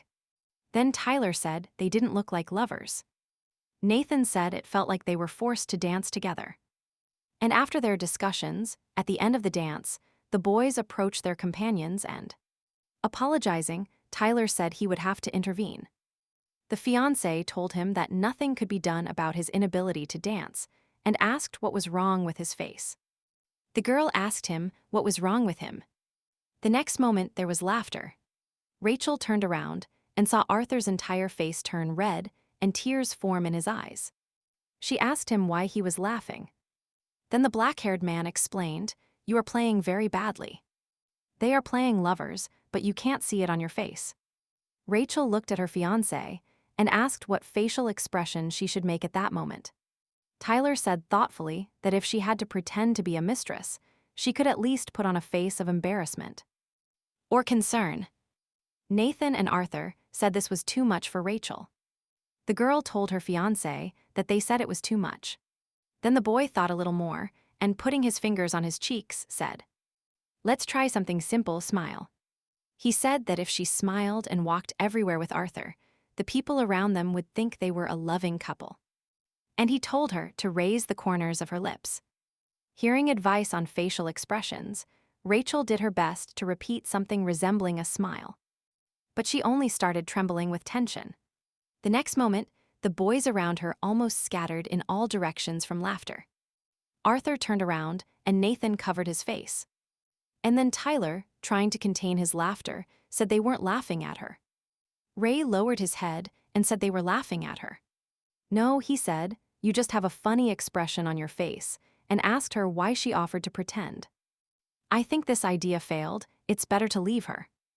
"No," said Rachel, "she will succeed," and taking Arthur by the neck, she stood on her toes. She asked if it was necessary to somehow prove that they were a couple, right? And with this question, she kissed him on the cheek. The boys were stunned, and Nathan said he thought it was better not to laugh at Rachel anymore. "He thought the same," said Tyler. But the next moment the girl, as if nothing had happened, turned to them and asked them if they had seen this behavior from the couple. Tyler said, "Well done." Arthur was still trying to come to his senses when the deputy chief turned his gaze towards the crowd in horror. All the envious ladies' gazes were directed at them, and he asked if this method was really normal. Tyler said, "So she will become the target of other ladies before finding the criminal." They didn't expect this, Arthur concluded.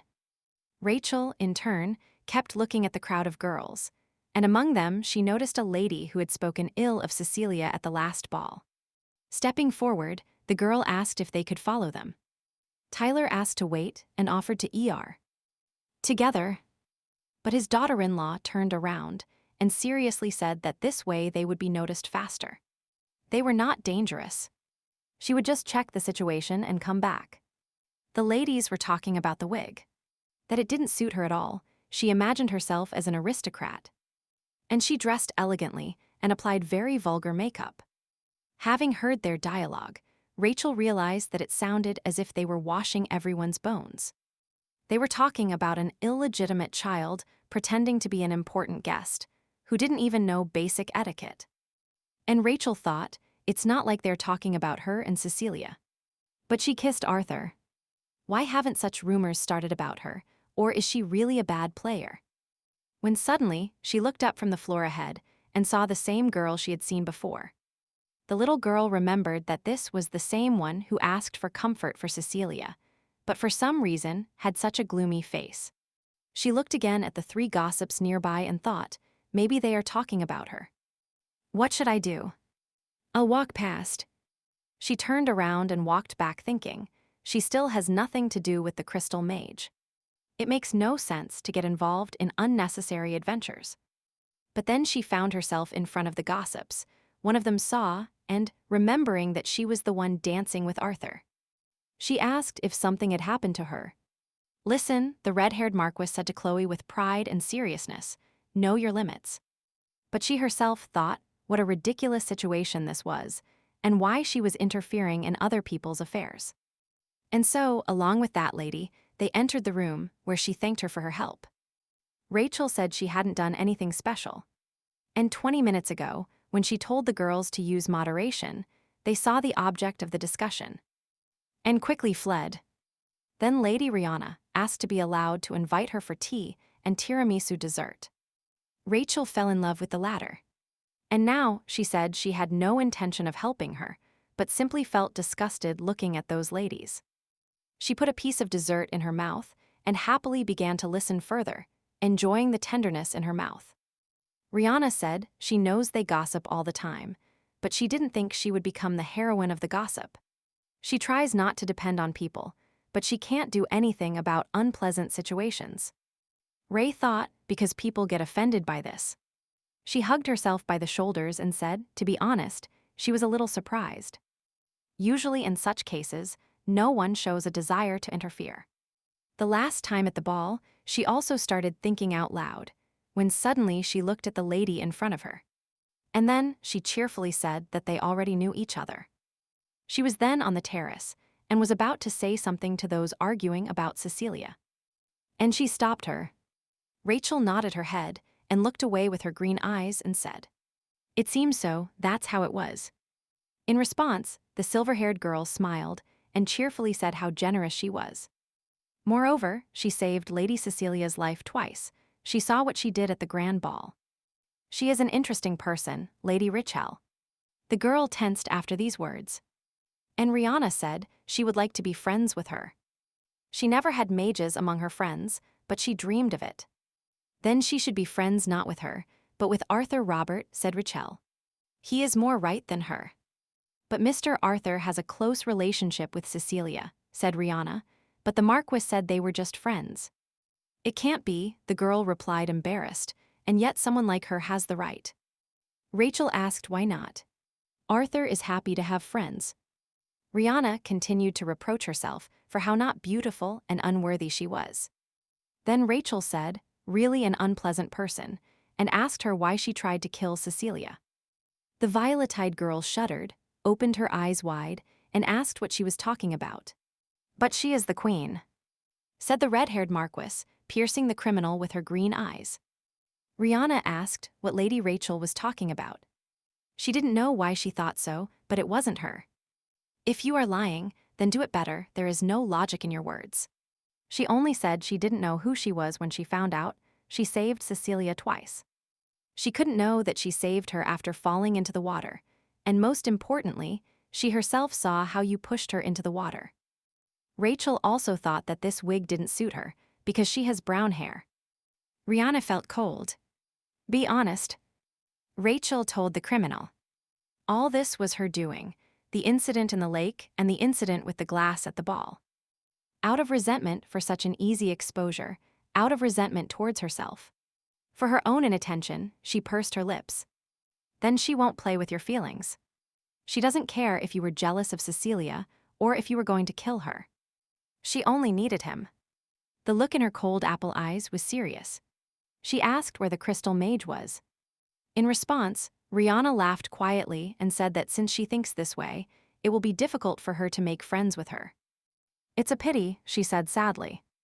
And the next moment, she loudly called Seth and ordered him to kill her. The next moment, the space in the room trembled and a piece of glass flew towards Rachel. However, she stopped the blow with the fork she had just used to eat the dessert. And said, that means he was here, that's good. She was looking for him. She asked the mage, whose red eye was reflected in the glass, she was glad to meet him. Rachel replied that she, naturally, had to deal with him at that time. So she didn't have any special reason to meet him.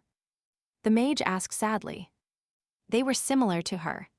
She used the same attack again that she had used at the grand banquet in the royal palace. And although Rachel watched her intently, she thought inwardly that such magic didn't work on her. She pierced her hand with a fork and told the glass that her name was Wind. It seems she still didn't quite understand what was happening, but since they met, there was no way she could defeat her. The crystal mage was surprised and said, the transformation magic that resembles alchemy is the power of that very blood magic that there are so many rumors about. The whole world trembled in horror at blood mages, but she has the power that can destroy any kind of magic. And after a short pause, the mage said that he also wanted to have her. Rachel asked irritably, why is he laughing? The windows in the room shattered. His magic works best on people like her. Rachel asked him what he was doing if it was useless. But the next moment, the air in the room compressed. A hand came out of the mirror behind the girl and pulled her sharply, so that she didn't even have time to gasp before being caught. The next moment, everything in the room calmed down and fell silent.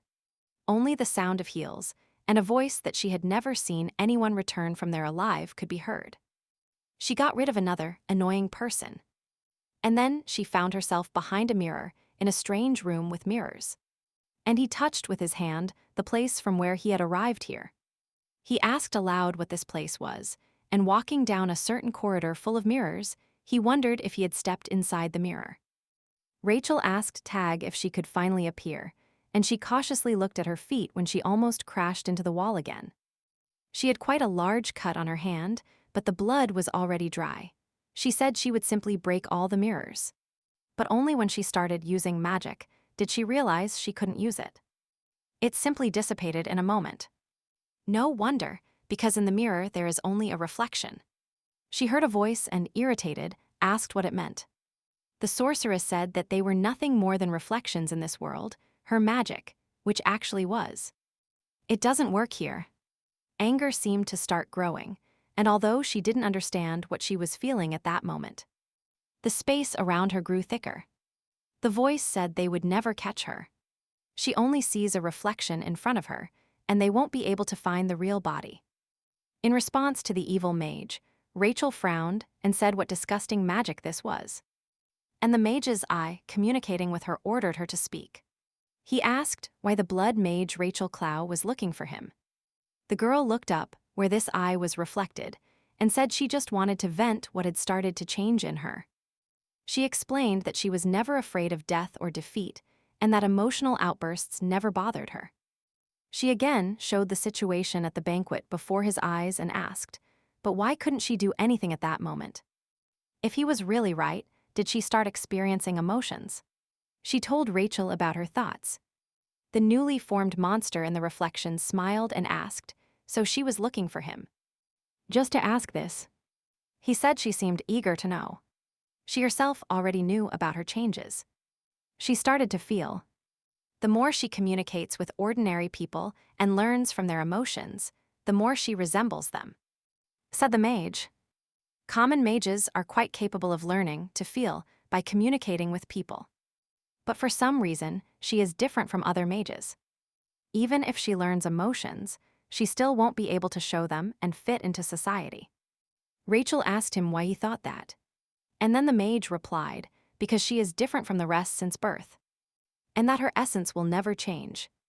Her essence, the girl thoughtfully said this phrase aloud and thought about its meaning.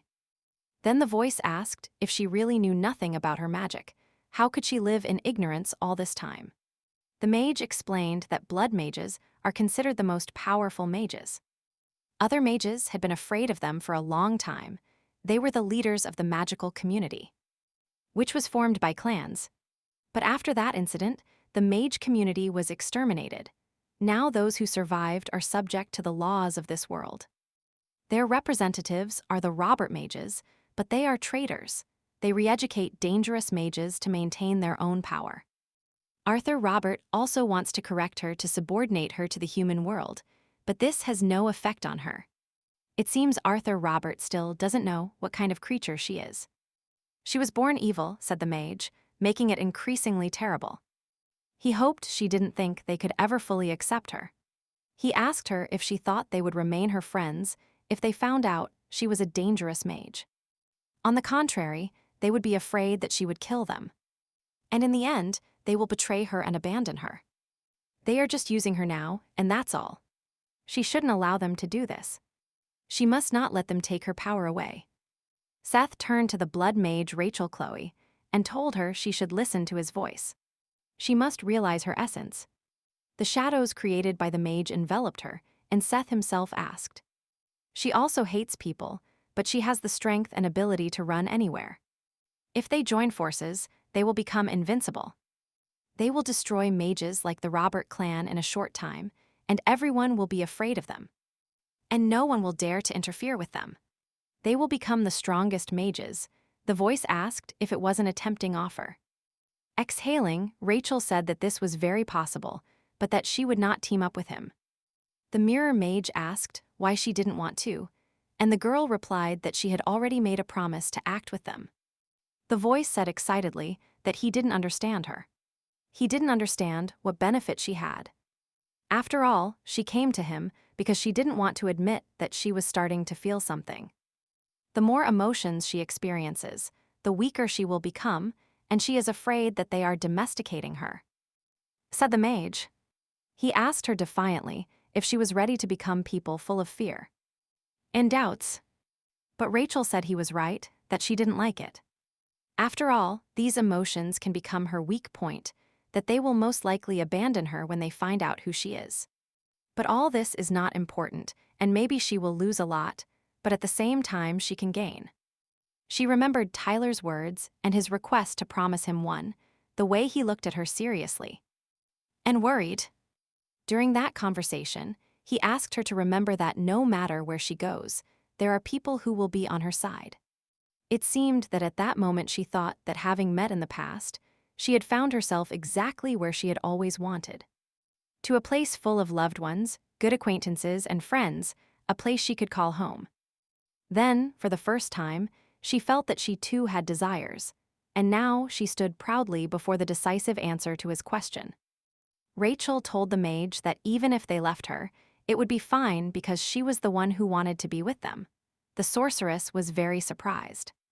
But she soon dismissed these emotions and said she was very stupid and would regret her choice, although she no longer has time to regret because if she dies here, in reality, she won't have to suffer. But suddenly the choker lit up, and the next moment they were transported outside the collapsing room.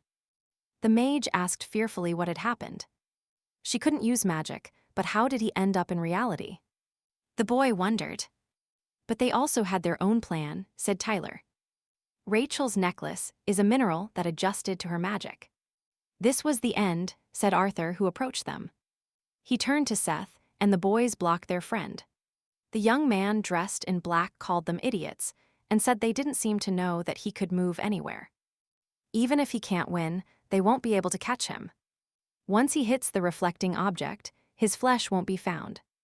But the blonde mage, looking sadly at the boy, asked him to look at his hands. The next moment, Seth looked down and was horrified to find his hands handcuffed with magic. And he asked when they had time. Tyler explained that these handcuffs were made of crystal metal. They planned everything in advance because they were in charge of the arrest. The guy cursed, and Arthur said there was no point in resisting and that he wouldn't be able to use magic because of the crystal.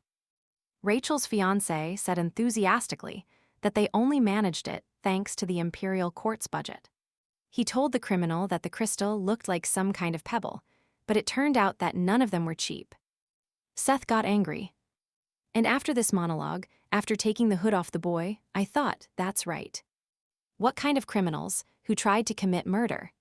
A small, disgruntled boy with long, curly, wheat-colored hair and eyes full of rage. Tyler, looking at this man anxiously, thought that he wouldn't even turn 18. Rachel looked closely at her enemy and assistant, who made her self-aware, examining every inch of his face. Arthur looked at him with some sadness and thought that he pretended to be great and omnipotent. But in reality, he turned out to be a child. Moving away from the criminal who fell to his knees, Rachel said that his role was over and told him to solve it more thoroughly himself. The young man, trembling with fear, agony, and resentment, suddenly asked in a creepy tone to be killed. The girl froze. At first, Rachel was even afraid of such a request or thought it was a good opportunity. But soon she replied that she didn't want to. The boy asked why she didn't want to since she herself said she would take care of him. Or that she pretended to be generous in front of people. He asked if she was giving up her power for the sake of some pathetic people, saying she would regret it. The girl stood there for a while, but then turned around and said that it seemed he himself still hadn't realized how useless strength could be. The young man even froze. In no way did he imagine that they could answer him like that. It plunged him into enormous shock. And Rachel said she thought he wasn't always bad, that it was a pity he didn't have friends by his side. Tyler explained to his fiancée that Rihanna and Seth would be interrogated. They would most likely be sent to prison, and punished for attempted murder. He asked her what she planned to do now. She said she had a reason why she wanted to catch the criminal. Narrowing her eyes, Rachel replied to the boy that her goal had already been achieved. Then he asked her what that goal was. Then the little girl explained that she wanted to ask what had changed in her at that ball. It was as if she realized she was angry because she owed him. And Arthur, the order chief's assistant, was very surprised by this and asked her if she only wanted to know about that. The girl nodded. In shock, he said with his hand on his forehead how incorrigible she was, and then asked if she was hurt. And the next moment the little girl, without hesitation, extended her hand with the cut to him. He looked at her sadly and said he still didn't like her magic. With sadness in his voice, he asked if it was really necessary to use her own blood. Maybe animal blood would suffice. And then Rachel explained that magic caused by her blood is the most powerful, and that this blood is the easiest to obtain. This sounded very caustic to Tyler, and he said she wasn't a thing and should take care of her body. When suddenly, he abruptly said that this was in no way pressure. The girl replied that she knew he was worried about her. The boy said he was glad she knew and hinted at a continuation. Rachel said that in such cases, one should just say thank you. The order chief's assistant smiled and said that was what he meant. And the next moment, he thanked Tyler. He asked again, as if he didn't expect her to say that, raised his eyebrows and blushed. Embarrassed, he scratched the back of his neck and said he felt like he had forced her to say it. But it was still nice to hear. Her friend saw this. Nathan couldn't believe Rachel was engaged, but now he sees they look like lovers. Unlike him. In response, Arthur laughed, and his friend asked him if he wasn't surprised. None of them had a partner. The mage replied, if he doesn't like something, he can find someone for him too. Rachel looked threateningly in their direction and asked what they were talking about. They were engaged by contract and nothing more. When the fiancé took her away, he looked at her with some pity and smiled, and said that was how it was. At the same time, Rihanna fought with the knights holding her by the arms. She screamed for them to let her go, and that she would go alone. She shouted that they weren't taking her seriously, either because of her background, and ordered them to take their hands off her. Suddenly, unexpectedly, Cecilia approached them and told the knights to let her go. And because they were behaving rudely. The knights were surprised by the Duchess's arrival, and she asked them if they could leave them alone. She would like to speak with Lady Rihanna. The boys from the night squad said this was impossible, that she was trying to kill her, and that it could be too dangerous. Then the blue-haired girl smiled sweetly and calmly, but asked them sincerely. The boys looked at each other and decided to give their lady that chance, telling her she could call if anything happened. That if anything happened, she could call. Cecilia thanked the guards, and Rihanna took care of them in turn. She thought that when she asked to be released, they seemed to have gone deaf. Immediately after, Cecilia approached the lady and told her that she heard she was the one who tried to harm her. The girl looked anxiously elsewhere and without hiding said that was true, and asked what she wanted to talk about. They came to hear an apology. But the next moment, a small female hand slapped her face hard. Rihanna's eyes widened in surprise, and pressing her hand on the impact site. She asked her what she was doing. Cecilia said that her friends suffered because of her. She knows she didn't grow up in the best conditions. And asked if it was possible to harm people just because of jealousy. She doesn't understand this. Rihanna's face darkened. She looked at the Duchess with hatred and asked what she knew about the conditions of her life. That she even understood. Already a little deceased too, she said she knew nothing about her, people like her who grew up in love. Her face changed again. With her eyes, she was ready to kill her and frowning. She shouted and asked what she could know.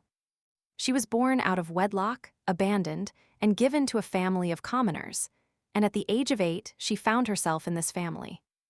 They had large debts, so her father took her back and then sold her again. She had the status of a lady, but was humiliated everywhere. She was an outcast everywhere, and only Arthur was open-minded towards her. Her father forced her to marry an 80-year-old man, but she never wanted him in response. Her father could easily hit her. It's a terrible feeling when you realize you can't do anything of your own free will. That was her life. Rihanna said that she had everything, she didn't even try. Cecilia said that this world is unfair. The girl asked why she had to endure such humiliation. What was her fault? Lowering her head, she changed to a calmer, quieter tone, saying that this was too unfair. Too much. Her life is ruined. It would be better if she killed her. Then it will be more fun to go to prison. Cecilia shuddered. She grabbed a nearby flower vase and, lifting it and preparing to attack, told her to die. To die. But the next moment, the vase in her hands shattered loudly into many fragments. And all the water and light spilled directly onto her. It all happened because Louis approached the girls. He arrived in time and asked Rihanna to calm down and stop ruining her life.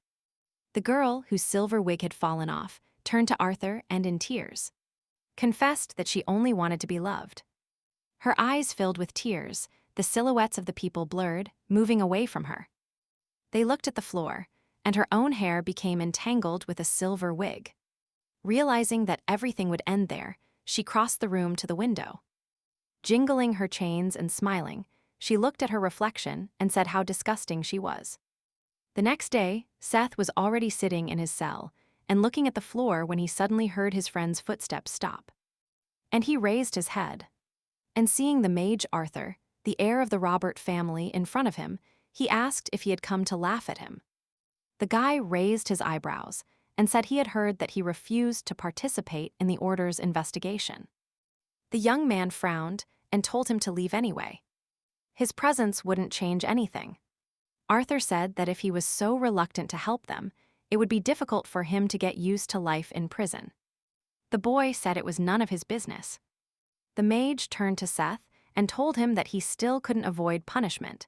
It would be assigned according to the investigation results. He asked him to think and make the right decision. The young man lowered his head and told him to stop talking and leave. He didn't want to know anything about the traitor. Arthur told Seth that this is a serious problem. Turning a blind eye to attempted murder won't work. This is not right. The guy asked him if he was speaking badly, listed ethics, morals, conscience, and asked if he had come for that nonsense. Seth told the elder that he was sorry, but for him, this doesn't exist. Arthur asked him why he thought that. The red-eyed guy took him away and told him that he wanted to ask him, Arthur Robert, what is the meaning of the greatness of life? After all, every creature must kill another to survive. Is it really only human life that deserves more? People kill the weakest and want to control mages. All this is lies and human selfishness. Ordinary people are the cruelest, Seth continued saying. For them, only their own life matters. They came up with moral standards to control dangerous mages, forcing them to learn humanity. And emotions. They want to subject the whole world to misfortune. Framing it in a framework, he doesn't need the restrictions of this world. He can survive alone. Mom said the danger was too dangerous for him, that under no circumstances should he leave there. His mother hid him behind a mirror and became the mistress of some aristocrat herself. And so he grew up watching her from behind the mirror, seeing how they sweetly communicate and even how he hits her. Then, upon meeting his little mother, he asked her if maybe he should kill him. But his mother told Seth that he didn't need to do that. She said he wasn't a bad person and stroked his cheek, looking sweetly at her son. Covered in bruises and contusions, he tenderly said that he was just trying to find what he wanted. The mother wanted to achieve a lot, but she didn't have the strength. And even when asked why he was crying, he translated everything into joy. That's why she became a mistress, but she even shouted at the aristocrat who betrayed her. And this dialogue ended in tears. Nothing went right for her, and in the end, her death was terrible. And he could only watch as she died before his eyes, in her bed, beaten to death. People are pitiful. If they don't have strength, they won't be able to achieve anything. That's all he learned from his mother. Seth asked him how he thought he had lived after her death. If he was only 5 years old then, he entered other houses through mirrors and stole food. Some felt sorry for him, but then they also moved away, because people hate mages who haven't learned to feel. So hatred accumulated in him. He admits that he started helping Alice Rihanna because she reminded him of his mother. But the world itself didn't teach him to hate people. Why should he care about the value of human life? He asked Arthur to stop talking about good and evil. He wouldn't understand this for the rest of his life. And the hereditary mage's answer didn't even have anything to say. He was so devastated by the guy's monologue, but he said he would leave him and go. He left the envelope on the floor and handed it to the boy. The young man asked what it was and unfolded it, taking out the letter. Instantly, his eyebrows shot up, but his eyes expressed nothing. It seemed he started reading the contents of the letter. Then, Arthur explained that this was a letter his mother sent to his family 10 years ago. She didn't have much time left to live and asked them for help. And when they received this letter, they were supposed to look for him, but he was already inside the mirror then. He deeply regretted having stopped believing people. However, he was not abandoned. The boy read that his mother didn't want him to live the same miserable life and asked them to take care of him. The boy got goosebumps, squeezed this letter a little in his hands. And Arthur said his mother wasn't weak. She did her best to protect her son. She was a strong woman. Tears welled up in Seth's eyes, and after so many years, he burst into tears. When Arthur left, he said it was over and asked them to take care of him, and all expenses would be covered by the Robert family. The dungeon guards said they understood the hereditary mage, and the blonde one thanked them with a smile. They said goodbye to him, but as soon as the boy stepped into the hallway, the smile disappeared from his face. Empathy and sadness did not leave him. He walked through the corridors and came out into a beautiful garden. The sun was shining outside. Butterflies were flying, and the trees were green. Arthur looked directly at the sun, which blinded his eyes, and frowned sadly. He thought this world was very cruel. At the same time, Logan continued to work tirelessly in his office, but nothing went as he wanted. The maids knocked on the door and entered, informing the master that food had been brought to him. The man asked, "Don't you know I don't have breakfast?" The red-haired girl told the master that it was already past 1 in the afternoon. Logan looked at the table in surprise, raised an eyebrow, and asked how long it had been. He had large bruises under his eyes. He exhaled tiredly, massaged his forehead, and asked why there was so much noise outside. Another maid said that today Lady Rachel invited her friends for the first time, and a tea party was being held. His older brother asked in surprise about his sister's friends, not believing she had any.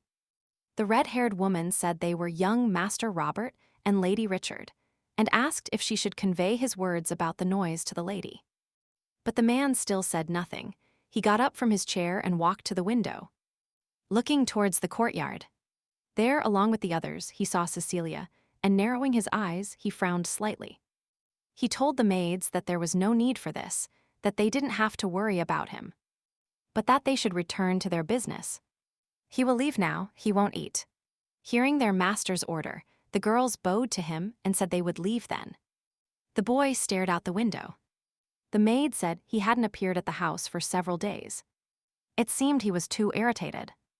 The red-haired girl said that after every visit to his room, his life got shorter. They commented that Lord Logan was an obedient child when he was young. The other couldn't imagine this and asked why he had changed so much.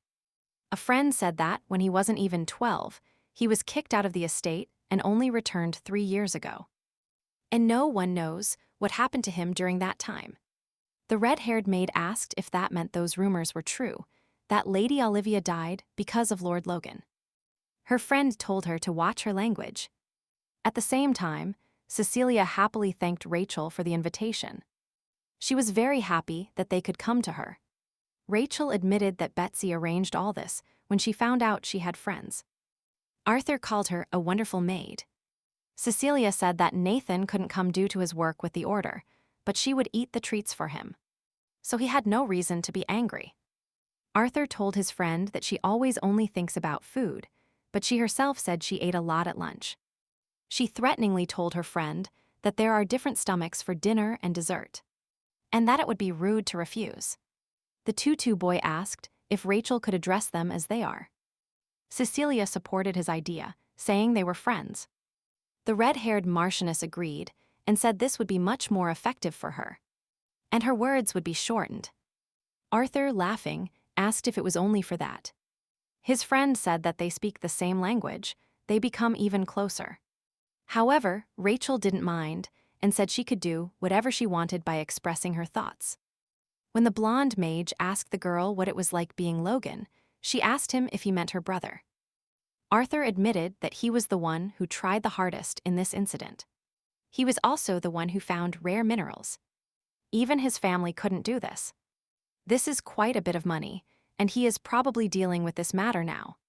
He didn't expect Sir to solve that problem and even looked at him differently. Rachel thought he was busy doing things because of her.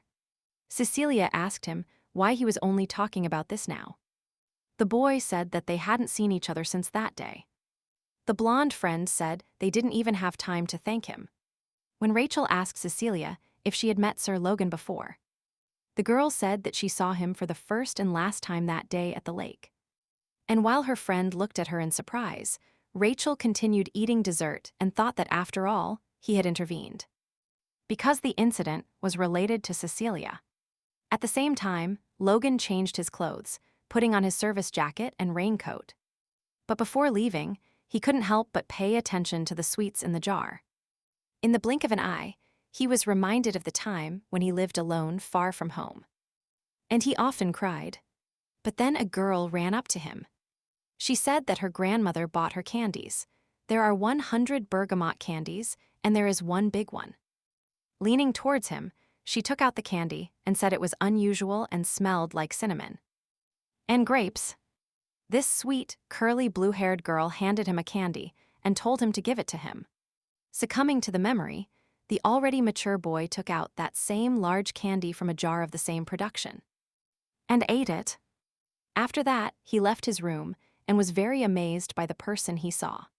But Cecilia didn't recognize him, and after greeting him, she smiled and asked if he was Sir Logan. The man looked at his old acquaintance in surprise.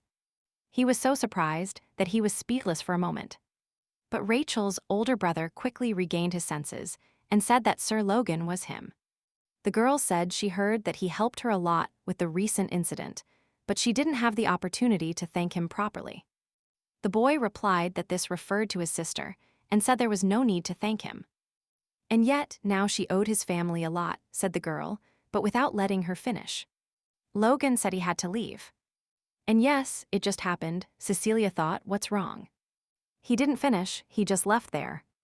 Suddenly, the girl perceived a painfully familiar scent that only appeared when the boy passed by her. She turned around surprised. She knew what that smell was. It smelled like bergamot from those same candies. And remembering the moment she shared the candy with that boy, she called him. Logan turned around surprised and asked what it was. The girl, whose hair shone in the light, looked at the blue-eyed boy and asked if by chance they had met before. To which the blue-eyed brunette and leader of the night order firmly said that they had not met. And then they left. Cecilia pouted and thought he was cute, but cold, not her type in general. But that boy was very affectionate and gentle. He certainly couldn't have become such a cold person, she thought. At the same time, the boys on the training ground were discussing that the commander hadn't come. And he hadn't rested for 3 years after his appointment to the position. But they can rest, said the green-haired knight. The Imperial Palace guards were redistributed. Another said that although Chloe's family got along well with them, this time they changed absolutely everyone. Indiscriminately, Nathan asked why. One of his comrades suggested that this was to make a good impression. Another replied that there were rumors that he might be related to the emperor's relatives. When suddenly the men heard footsteps behind them, and then a voice called them. The knights immediately realized it was the commander. Marquis Logan Chloe coldly asked them what they were doing during working hours. The green-haired knight asked the commander if he had arrived yet. Nathan said they thought he wouldn't come to work today. The boy said in surprise that at that hour they should be training and asked if they thought they couldn't do anything in his absence. In response, the third knight said that his assistant told him he could rest today. Logan asked, and what does that matter to him? And the next moment the trio headed for training, Nathan excitedly said he had no objections. Entering the office, Logan asked what this meant. Not only was he relieving his pupils of all tasks, but he was also playing cards. Tyler asked if he thought it was too much. How can a person work so hard if everyone needs rest and entertainment too? Logan asked with disgust if that was why he had created a card club here. The assistant replied that it was a way to maintain morale. Tyler also asked what about the incident. He knew it was related to Rachel, but Seth was only 15 and was sentenced to 20 years in prison. The order commander said that this happened in the Imperial Palace. In this case, the punishment corresponds to the crime, and he asked what about other incidents. Tyler said that speaking of the crows, suspicious events have appeared, where the key figure is probably the Backyard Guild. But there has been no connection with the mages. He reported that the group of mages was completely destroyed precisely after that incident. And he asked him why he thought they were connected. Logan replied that he didn't need to know this and told him to continue monitoring and focusing on his duties. Tyler noticed that it seemed he didn't like mages and also didn't like Arthur Robert. And he asked him why he was so tense. In response, the head of the Night Order clenched his fist and said he had no reason to love them. That mages were the scum of society. This answer almost made the director's assistant's legs give way. His eyes widened. And his head went blank. Sadly, he asked about Rachel, but he was suddenly interrupted by another voice shouting at the commander. And him that dinner was ready. Tyler decided not to focus on that and said they would talk about it another time. And he asked him if he had already had dinner. Logan said he didn't want to and told the assistant to eat and come. Tyler reminded him that they were working for the common good. And they won't thank them for this. And it doesn't seem like all these documents are related to the order. Logan said it seems he doesn't have enough work. Tyler immediately understood his brother-in-law's insinuation and anxiously said he had better leave.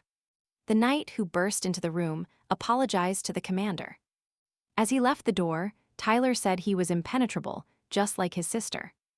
The knight asked in surprise if the commander had a sister. His fiancée smilingly replied to his friend that he did, and that she was very similar to her brother.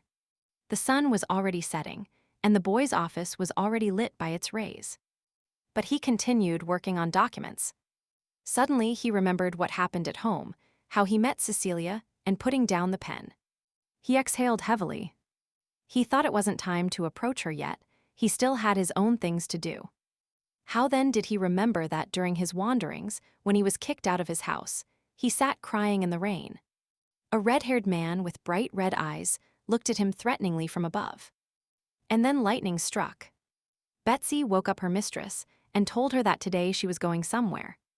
The baby, upon waking, told her maid that she needed to be at Tyler's house for lunch, and asked for another 10 minutes. Hearing the words about lunch, the brown-haired, blue-eyed girl excitedly said that then she must get ready quickly. Otherwise, she would be late. She carefully told the girl to get up quickly. Rachel sat up in bed, but still didn't open her eyes. Then Betsy even handed her water. Already combing her mistress, the maid said she was already 16, which means she was gradually growing up. And she should continue to behave the same way at her fiancé's house. If a person talks a lot, it's a sign of concern so as not to create an awkward silence. And she asks not to perceive it as an opportunity. She also said not to forget to thank everyone. Rachel asked them to stop. She already understood everything. She liked everything about her except the moralizing. The personal maid seemed to remind herself that she was talking about obvious things, that she herself would do a great job. And then she asked her what she thought about taking advantage of the guard's escort. Rachel asked why she needed them. She might not have anything to worry about, but the streets haven't been safe lately, said Betsy. And Sophia, with whom she lives, told her about the disappearance of girls. Rachel said they are missing and gone. The maid said they might be kidnapped, and she always travels alone, while others travel with guards. The Marchioness said she didn't need them, especially since all this was happening to commoners. Angry Betsy said there was nothing wrong with being careful, and asked if she should go with her. The lady said she didn't look intimidating. The maid replied that it was still better when someone was nearby. At the same time, she could be an interlocutor on the way. Rachel told her to rest at home. Then Betsy decided to admit that she wanted to take some time off and asked if she could go home while the mistress was visiting. Rachel looked at her personal maid in surprise and asked why she needed to go home. Then the girl admitted that her sister was sick and she wanted to buy her medicine and return by night. The Marchioness said she didn't have to go out with her. She could contact her about this at any time. Betsy's eyes lit up and her cheeks turned red. Joyfully, she thanked her and told her that she would surely be here before her return. At the same time, the lady gave instructions to the maids on the selection of music, dishes, desserts, and tea. Tyler asked if all the fuss was just because of a normal lunch. She shouldn't work too hard in her position. The girl said they would see his fiancée for the first time. Naturally, she should take care of everything. She was very happy about the appearance of another girl in their house. The lady eagerly asked what kind of person Lady Rachel was. If she is a sophisticated and elegant lady, they might find a common hobby. And if she likes something elegant, it would be good to do embroidery or floristry together, she said. The girl hoped they would become friends and like sisters. The young man told her not to have high hopes with such a description. As a friend, they announced to the lady that Lady Rachel Clough had arrived, and approaching, the girl greeted her. The boy, with a joyful expression on his face, met his fiancée and asked if she had arrived yet. He introduced his fiancée, Rachel Clough. The girl covered her mouth with her hand in happiness at the lady. She couldn't believe that this charming and sweet girl was Tyler's fiancée. She felt like she was going to have a little sister. Tyler introduced her as his brother's wife, but the girl introduced herself as Maria Roderick, Adam's wife and the owner of the estate.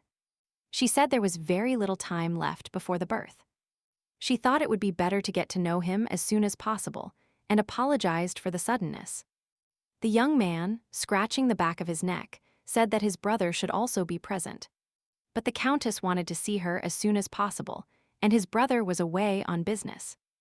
Maria said that she, as a lover, should have taken care of this in advance. But she herself recently discovered that Tyler has such a charming girlfriend. And his men are very slow. The Countess continued to talk about them enthusiastically when Tyler asked if she would stay like that. And his brother would scold him later. The girl, smiling guiltily, brought her hand to her cheek and said she was so happy that she completely forgot.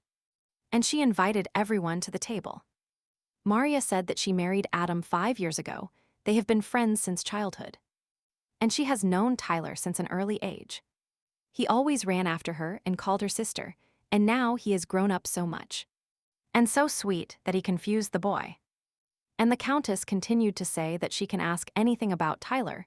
She even knows his dark sides. And she said that, when he was a child, he loved to play and was constantly fixing something. When they found out he was the assistant to the head of the order, they thought some kind of mistake had occurred. And although Rachel pretended to listen attentively to the stories, she herself thought that she hadn't asked anything. But that she herself was telling everything. But suddenly, she remembered Betsy's words about how one person can talk a lot. And she realized that this is caring. She said her guesses out loud, and Countess Maria and Tyler asked her, in surprise, what she had just said.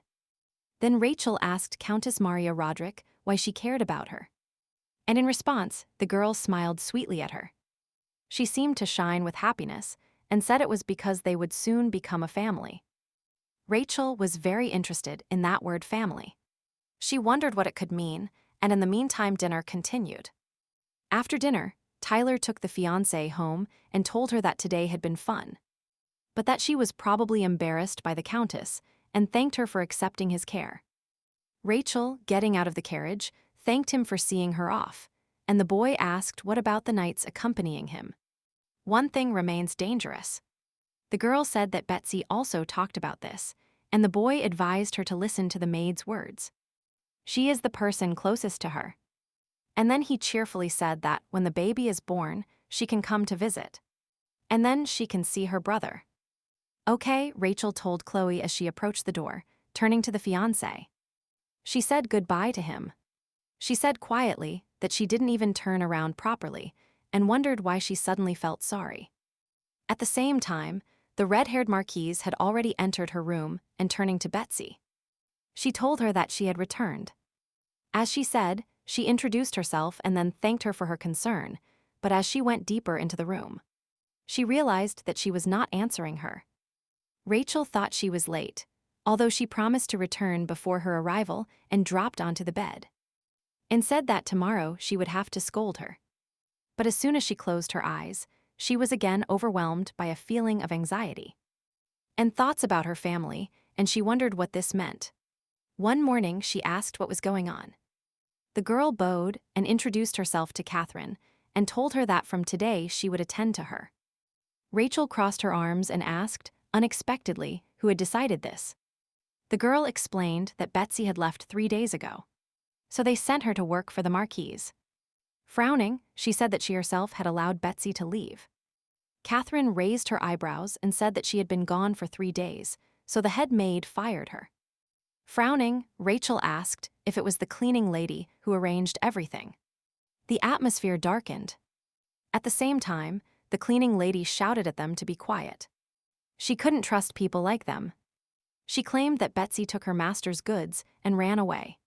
Her friend, crying, crossed her arms and told Madame that she didn't believe so, that Betsy couldn't do that. The maid told her to stop and get to work, and after cleaning to check if anything valuable was missing. The girl asked for a little more in exchange for Betsy. Madame shouted at her to be quiet and almost started threatening her when Rachel approached and asked her why there was so much noise here. Madame immediately turned her attention to the mistress and apologized with concern and explained that she was raising a young maid who would soon realize. The red-haired marquise asked inquisitively and grimly if it would be better to say what she said about Betsy stealing something. The maid said that she hadn't returned on the 3rd day, which means she stole something, and ran away. Otherwise, there is no explanation. So Rachel asked if she had proof. Madame apologized for saying that, but Betsy and Sophia came from a dark alley.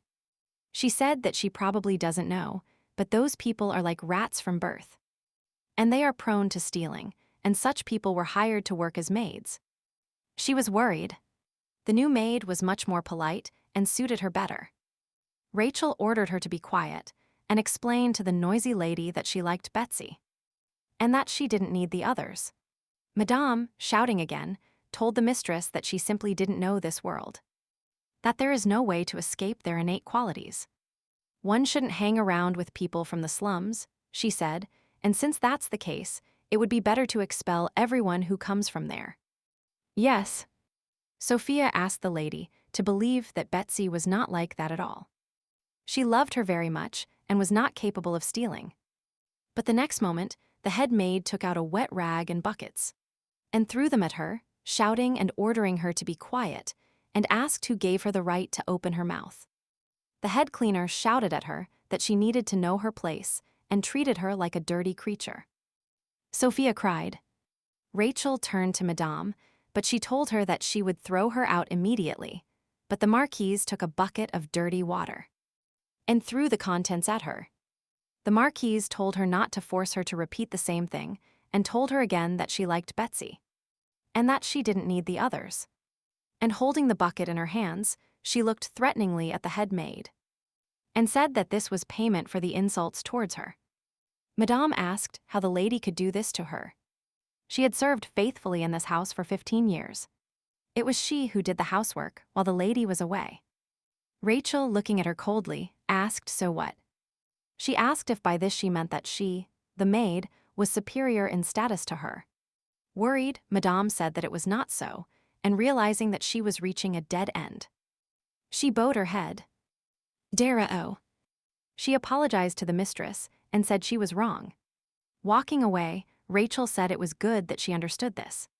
She suddenly stopped and standing halfway and looking at her, said that it was too dirty here, and ordered her to clean everything here personally.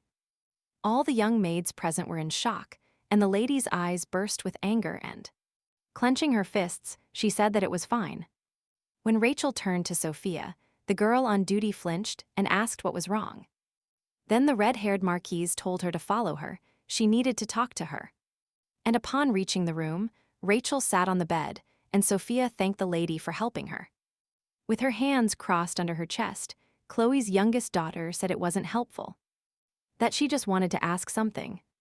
Betsy's friend with pigtails and freckles said enthusiastically that she could ask anything. Then she asked why everyone said she was missing. Betsy went to visit her relatives. Maybe she was taking care of her family. The pink-eyed girl said that she and Betsy lived in an orphanage and that she called the children her brothers from there. And younger sisters. She asked the orphanage about her. It turns out she left that day. She was worried, so she told the head maid. And that's what happened. She knew they didn't like her. She didn't think it would all end like this. Rachel said she didn't call her to find out. She asked Sophia what ordinary people usually do if someone disappears. The girl replied that first they write a statement. So Rachel said they will go there immediately. The maid asked her if she would go there in person. The marquise did not answer, but when asked if she knew the detachment closest to the shelter, Sophia nodded. Then Rachel took a knife from under the pillow, turned to the maid, and told her to take her there. She said that aristocrats usually don't look in such dangerous areas, and this is precisely what the 5th Squad is responsible for. Upon entering, the girl said they were looking for a girl under 20 with brown hair and blue eyes. The man asked how she knew.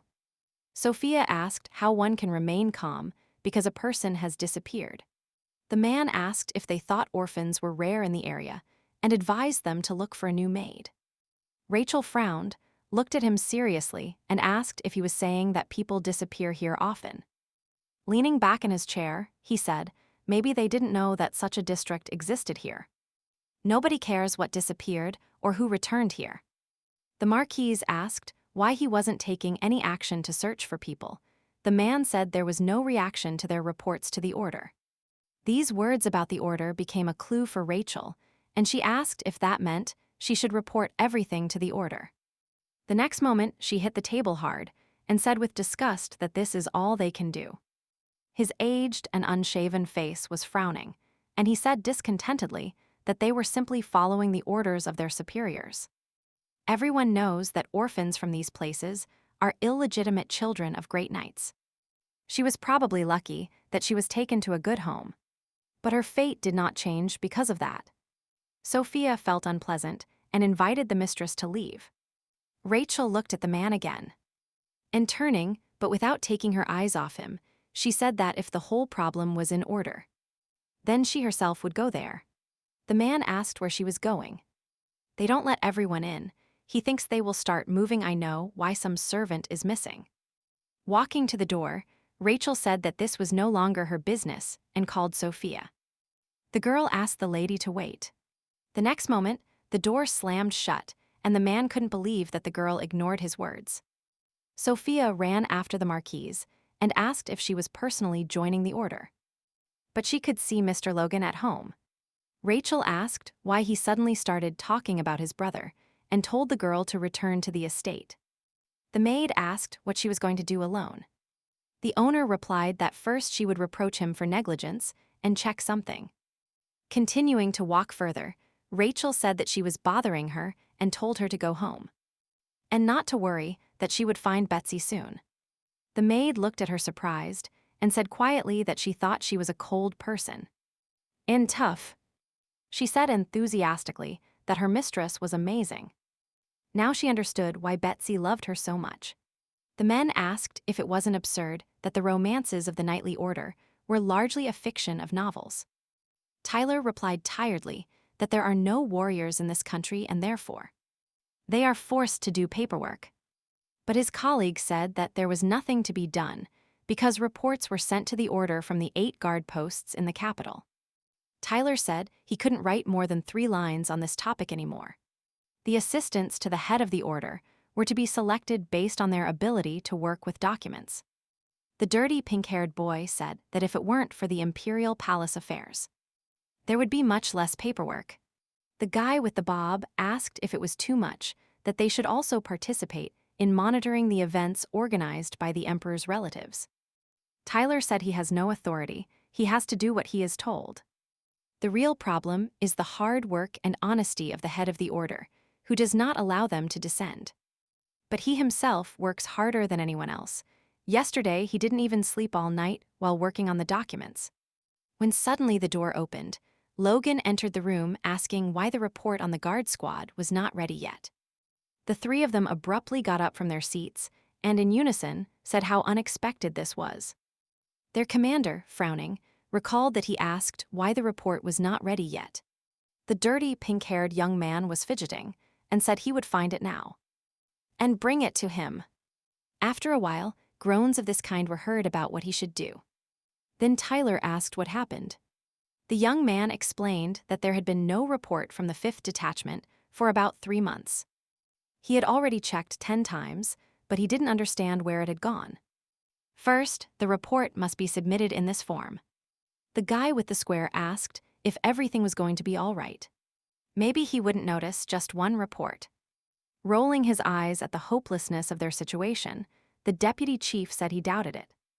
At that moment, Rachel had also approached the building of the nightly order. But she was walking in circles. The men were discussing what the lady had forgotten here. When Nathan ran up to the men and asked what was going on, the bald man asked his friend. Pinching the baby's cheek, maybe it was his daughter. As a friend, a bluish-haired boy suddenly put his hands on the wall and asked what she was doing here. The hair on his head stood on end, and the dark-skinned blonde asked Nathan what it was. Rachel turned towards the noise and seeing her friend on the wall, the red-haired Marquise said it had been a long time since they saw each other. The men, hugging the boy, asked him if he knew her and if she was his girlfriend. Nathan looked surprised and told his colleagues, looking at the Marquise shining in the sun, that this was the commander's younger sister. The men immediately moved away from him. They were in shock, but said they understood, and the young man raised an eyebrow and asked why she had come here. Waving to his friend, he told Rachel that he would come down now, and his colleagues decided to leave immediately. Rachel looked at him surprised, but nodded her head. She ran up to her friend Nathan and asked what brought her here. The girl replied that she wanted to meet one of the order's leaders. The subordinates were working very badly, scratching the back of their necks. The guy asked her if she was with the head of the order, if she meant being Tyler, or if she came as the commander's sister. I didn't ask or because I missed the head assistant, that's not the point. The girl said that of course not.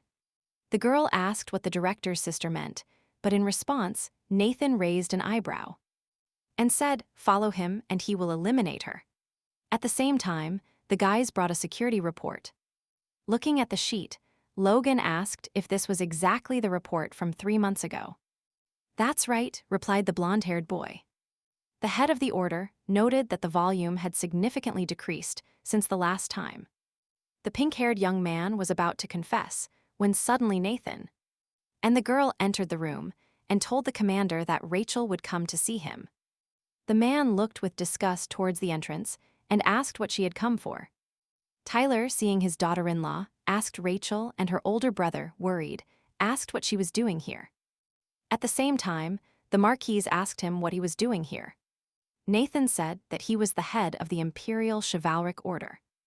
The girl looked at her friend with surprise and disbelief, and he asked her if she really didn't know that Sir Logan was her head. Tyler, surprised, told his brother-in-law that they communicated very little, that they were probably close in childhood, and asked him how this happened. Squeezing his forearm, Rachel looked at the floor with irritation and sadness and said that they had never been close, and that her brother did not like him. Logan stood up and said that they had no need to worry about other people's family matters, and asked Rachel what happened. The girl explained that her maid had disappeared, so she went to the guards. But they didn't even try to listen to her. Logan, approaching and frowning, asked if her personal maid had disappeared, and what she said about the guards.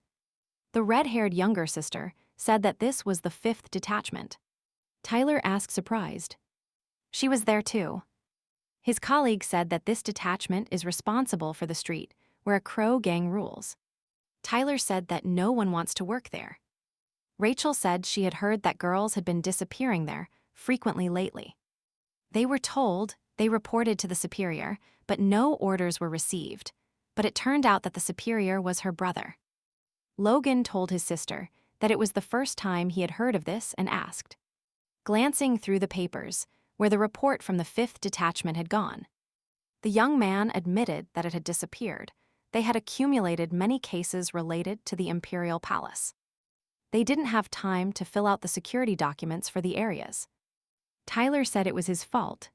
He would personally go to the 5th Detachment, having placed the documents on the table. Logan asked Rachel if it turns out that her maid disappeared in the area for which he is responsible. The 5th Detachment, and most likely she was kidnapped. Rachel said that was true. Logan added that there was a possibility that it was not a kidnapping. This is not the first time this has happened. An investigation needs to be carried out. It is unknown what may happen if measures are not taken in time. The guys assumed it was a Crow gang. They must first be listed as suspects. But for a Crow gang, Delhi is their property, they said, and the girl got hooked on the name of this gang. They also can't come without proof, but even better, they can solve the security problem in that alley. Logan told Tyler and Nathan to investigate the missing report from the 5th Detachment, and that he would gather the knights and go with the Raven gang.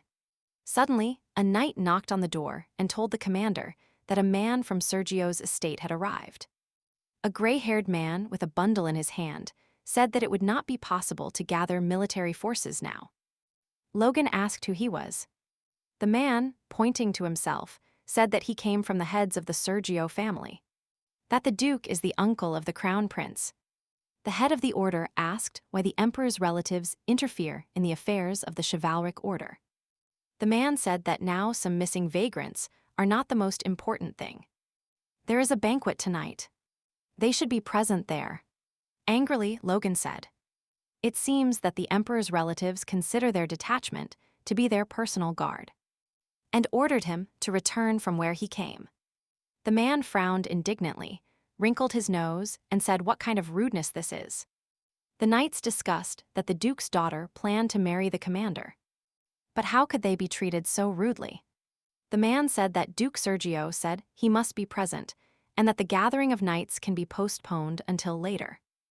Logan said calmly that he would send his subordinate there, and that the right to gather knights belonged to him, and asked not to interfere. The gray-haired ambassador said that he must come in person and presented a written request from the Imperial Palace. Lifting the paper, he asked, was he not going against the Emperor's own order? Logan's boiling point with Chloe had already reached its limit. It seemed that he was about to explode with anger and asked if he was getting into a conflict. Realizing this, Tyler, cooling the ardor of those arguing, said that they understood everything, that he could leave it in their hands and leave. Now they have a meeting. The man left, and Tyler, slapping his face, reminded him that recklessness would not lead to good results, and asked him what he was going to do next. Logan, looking around the room, said that first they must find out where the report from the 5th Detachment disappeared, and prepare to go with the Crow gang. The knights said they were obeying, and Nathan asked what would happen if he did not obey the Emperor's order. The head of the Imperial squad said that he would go there right now and solve this problem, and told them to take action. The guys scattered in all directions, and Tyler turned towards the entrance. He turned to Rachel and told her to go home. But before he could finish speaking, he tilted his head to the side and called the girl again. He didn't understand what he should do. His commander told his assistant that she had probably just gone home. To which, in response to his brother-in-law, he turned his head towards the entrance of the office and smiled. He said he didn't believe it, and that he didn't seem to know his sister. Well, the girl was already heading towards that alley. She thought that this case could be the hands of a Crow gang. Before returning to the past, she seemed to have heard of them. Rachel began to recall how she heard about them and stopped in her thoughts. But she kept walking with thoughts. If she doesn't remember, it means they weren't that important. But first they need to be found. So she stopped the men by pulling their sleeve and asked if he knew where the Crow gang was. The man looked at the redhead with surprise and told her that he didn't know. She said she had heard that they were a rather well-known gang. And realizing that she wouldn't get anything from him, she said it would be faster for her to go there herself to be kidnapped. And thank him for his help. The man looked at the girl and asked what the lady was talking about. Walking down the dark street, Rachel thought that if she walked quietly here, they would notice her and kidnap her, and she would pass by the old man. When the grandfather turned around and said that he saw her for the first time in this corner, and asked her if she was lost, he said that if she needed directions, she could contact him. Rachel turned around and said that she had business to do here. The old man asked if the place was so gloomy that it was unsafe, and advised her that it was better to leave. However, Rachel went further and told him to go his own way. And she had her own plans. The old man was surprised. The unshaven, bald old man, smiling, said that he hoped nothing would happen to her. He was very cold, but only warned of danger. Suddenly, Buck turned around and asked his grandfather if he knew a crow gang. The man froze, his eyes opened in surprise, and he himself froze. But with laughter, he asked what it was. At that very moment, Rachel tensed up, wondering where she had heard that disgusting laugh. And now I remembered this old man and the crow gang itself that was committing its dark deeds on the 5th Street. The old man asked her why she was asking about the crow gang. The Marquise replied that she thought he knew best. The man's gaze became dangerous, and the aura surrounding him was alarming. And he asked her if she knew who he was and if she was not afraid of him. Rachel asked him if she should be afraid. He is just a normal old man who is obsessed with money. The terrifying grandfather asked how such a sweet girl knew the details of the dark alley detachment. The girl raised her eyebrows a little and said that it was very possible that they knew him. Rachel thought that he was one of the people she killed in the past. She was just lucky that she returned, and now he will not die. She lowered her gaze to the floor and thought, if you think so, then she saves many people's lives. At that very moment, the old man came in and, smiling in her face, said that it was strange, but that he didn't remember him. He was completely distressed and said that his face seemed familiar because his eyes had the look of a murderer. The old man, with the same creepy smiling expression on his face, said that she was very similar to someone he knew. She asked if the disappearance of the children was his doing. She knew that he was obsessed with money. The man asked about the disappearance, and Rachel explained that they and her maid were kidnapped. At that moment, other gang members had already begun to gather behind her. And then one hit her on the back of the neck. And now she was unconscious on the stone floor of the streets, and 4 men were watching her. The blue-eyed old man said that there is nothing more stupid than the absence of fear in such a dark place. At the same time, the Knights of the Order were discussing the report with the man. He said that he had reported everything. Nathan said that he was repeating the same thing and showing him the sheet. He asked him if he was saying that this was the complete report or if he was trying to deceive them. The man asked how many times he had to repeat that this was all he had, that he knew nothing about the omissions. Nathan concluded that they had bribed him and asked them that Arian Tyler was already heading towards them. And while the man was speaking, something in them and their order made him shut up only when the guy hit the table. The man said, alarmed, that it scared him and asked what it was. The brunette looked at him intently, frowning. However, the next moment he relaxed his face and, smiling widely, turned to the slightest and offered to speak in person. The boy reasoned that 10 minutes had already passed and wondered what they were talking about. If it was too simple a way to solve the problem through conversation. Nathan said that he didn't seem to know how such a naive and cheerful man rose to the rank of assistant to the head of the order. The comrade admitted that, in fact, he always thought he was a little strange. If the commander is a very simple person, then Tyler is ingenious and flexible. That person is important to the commander. You cannot blindly trust a smiling man. At first glance, he is carefree, but in reality, he knows how to find the best way to solve the problem. The man bowed to the ground and asked him to forgive him. He sees through a person and pressures them until he gets what he wants. Tyler ordered him to tell him what was going on. That is Sir Tyler. The trembling man raised his head in horror and said that it would be better if it were a common gang. And current like the Crow Squad. The boy tilted his head to the side and, bringing his eyebrows to the bridge of his nose, insistently asked, if it's not them, then who?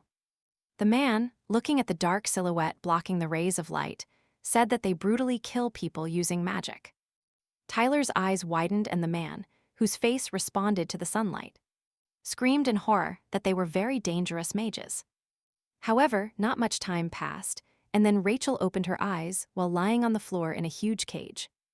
She sat up and, clutching the back of her neck, thought that the old man was bad and hit her from behind. Looking around, she realized that it looked like his lair. She was happy for herself, because she was kidnapped like Betsy. But she was worried why there were no other children here, when suddenly the nearby bag shook and made a sound. She turned sharply in his direction, raised an eyebrow in bewilderment, and asked what it was. He took it out of the bag and stuck it in the mouth of a gray-haired, green-haired man, who sneezed and thanked her for her help. He kept sneezing and complaining about dust allergy and untied his hands. Rachel asked him who he was. The bespectacled boy said his name was Kevin and again thanked the girl for freeing him. However, upon getting out of the bag, he fell clumsily and raised his head and said that he already thought he would die in this bag. The red-haired Marquise, at the same time frowning and raising her eyebrows, observed this misunderstanding and asked how they had caught him. Taking the tape off his mouth, he said that he had lost his sister and then started looking for her, asking people, and in the end he was kidnapped. Rachel asked him and told him that she was also looking for the missing maid. And then I heard about the Raven Gang. Kevin said that initially he also thought so, but it seems it was not about the Raven Gang. He thoughtfully explained that he had overheard a conversation. It seemed that the children who were in the gang had also disappeared. They said they were sold at a slave auction. Rachel, surprised and stuttering, asked if this was how they were sold. Then the man frowned and said, "It seems the criminal is involved in human trafficking." After these words, he got goosebumps. He was worried that if they didn't find them quickly, the same fate awaited them. The man confirmed that they would be sold. There are no ethnic standards for such people. Rachel asked him if he had heard of the criminal. Kevin said that here they call him the Dark Brotherhood, when suddenly a bald old man entered the room and asked them how they had woken up. The red-haired Marquise turned her head with disgust in his direction and thought that it was that damn old man again. He said that he seemed to be from a rich family and apologized for bringing her to such a humble place, and asked why they needed her. The man, whose face was half lit by light, said that they were also suffering losses because of them. They grabbed the children who worked for them. The man cursed and said that they should have gotten rid of them immediately. Anyway, they barely survived. The old man asked if they shouldn't benefit too. Rachel asked what would happen next. He became distressed again and said that they needed others to sell, an eye for an eye, a tooth for a tooth. They would sell the mage. "What does this mean?" asked the little one, feeling cold. A chill ran down her skin, and she felt somewhat uncomfortable. The old man said that one can get much more for a mage. Rachel, taking out a knife, she asked how thieves could defeat the mage. The next moment, she cut her finger, but the magic she had just created instantly returned to her and dissipated. At that moment, she became alarmed looking at the bloody finger, and the knife realized that she could not use magic. The old man said that it was useless, that this dungeon was specially created for mages, and that tomorrow they would put them up for sale. He said to sit down and wait for their fate, that they would sell their maid today and never see each other again. Rachel, grabbing the bars of the bars, asked him what he was talking about, and irritably ordered him to stop. She couldn't use magic. Then, raising an eyebrow, Kevin said casually that nothing would help. He also tried several times, and nothing worked. Clutching his head, he cried and asked if they would really sell his sister tonight. What should they do? He was sure they would sell her and do something terrible. Rachel angrily told him to sit quietly. She couldn't concentrate what to do, she thought. And gripping her knife tighter, she hit the keyhole hard. But the blade broke. Kevin kept complaining about what would happen to his sister. He couldn't let Alice go so easily. Rachel was very irritated by this behavior of her cellmate and turned and told him to be quiet. The boy finally closed his mouth and squeezed it with both hands to have full confidence. The Marquise exhaled tiredly. Suddenly, she heard some conversations and shared it with Kevin by going towards the sound. The bespectacled boy asked her what those sounds were. Going up to the bars, she said they were behind that wall, and then she saw a gap. After that, a plan came to her mind. She raised the blade of her knife and looked at both parts she held in her hands. The next moment, she threw the tip of the blade into that space, hitting the target directly, making the space larger. Now she definitely had to fit the rest of the knife into herself, and the next moment, she confidently threw the broken knife into the hole. And it's true. But it flew smoothly and exactly to the target, cutting the airspace. It almost hit the red-eyed redhead. The man looked at the rolled knife next to him and discovered from the pain that the attack from behind the wall had cut off his ear. The boys, dressed in black robes, sitting next to him, asked him worriedly if he was okay.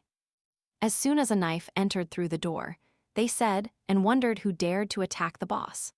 The man wiped the blood from his ear. The next moment, the red-haired mage stood up, walked around the wooden counter, and began to read a spell. A moment later, the wall collapsed, and behind it the mage saw a room with a cage, from where a boy and a girl looked at him in fear. He approached from some kind of prison and, extending a knife that flew towards him, he asked the guy if it was his. A long-haired boy with glasses put his hands on his chest and said worriedly that the knife was not his. Then the man turned his gaze to the little red-haired girl next to him. Rachel looked back at him with her apple-green eyes without expressing any strong emotion. In response, the man smiled and closed his eyes in approval and said that she was quite cheeky.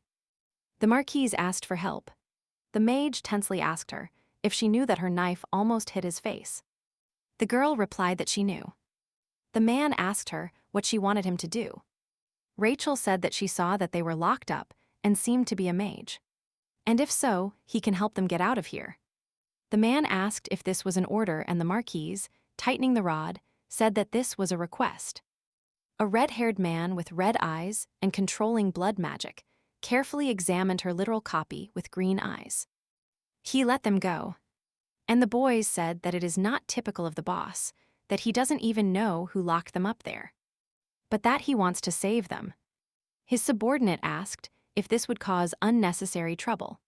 His boss replied that he thought everything would be fine. But he, in turn, watched the red-haired girl he had just released.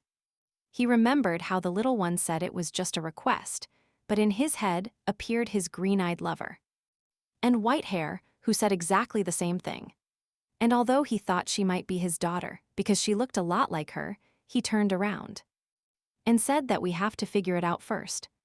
He entered the room that was farthest from the cage and went inside, kicking the door open. The bald old man flinched in surprise and, looking dumbfounded at the boss, asked what he was doing here. The red-haired mage told his grandfather that they hadn't seen each other in a long time. He didn't even know that he was doing such a thing behind his back. The old man looked at him, trembling, and asked fearfully what he was talking about. The mage said that it turns out there is a dungeon where magic does not work. They say there are people who sell mages. The old man recoiled in horror from the terrifying man and asked how this was possible. They would never do this. The redhead kept staring coldly at him, and then the grandfather, bowing, apologized. And simply not kill him. But the next moment the man, using his magic, turned him into a stone statue. The man, smiling, asked the crumbling statue if he was asking him not to kill him. And he said then there was no need to do so. Kevin said it was good that there was a mage nearby, that the atmosphere was not good. And he asked what kind of people they were. Rachel asked him why he was interested in this, because now it was more important to find Betsy. And she thought the man was unpleasant. She said she thought the auction would take place tonight. The boy asked if it would be better to tell the knights and ask for help. The redhead Marchioness looked at the moon and said the sun had already set. They didn't have time for that. The guy said they didn't know anything either. It seemed to be some kind of dark organization. His magic was not for attacks, and he couldn't handle it alone. The girl said the knights couldn't help. They went to the reception. Kevin asked if they had gone to the reception like those people, and pointed a finger at the masked couple. Seeing a couple in suits nearby, Rachel grimaced and said they should follow them. Why suddenly? The boy asked. The girl replied that it was strange, that the reception was taking place in those slums. The man realized that the guests probably didn't want to attract attention.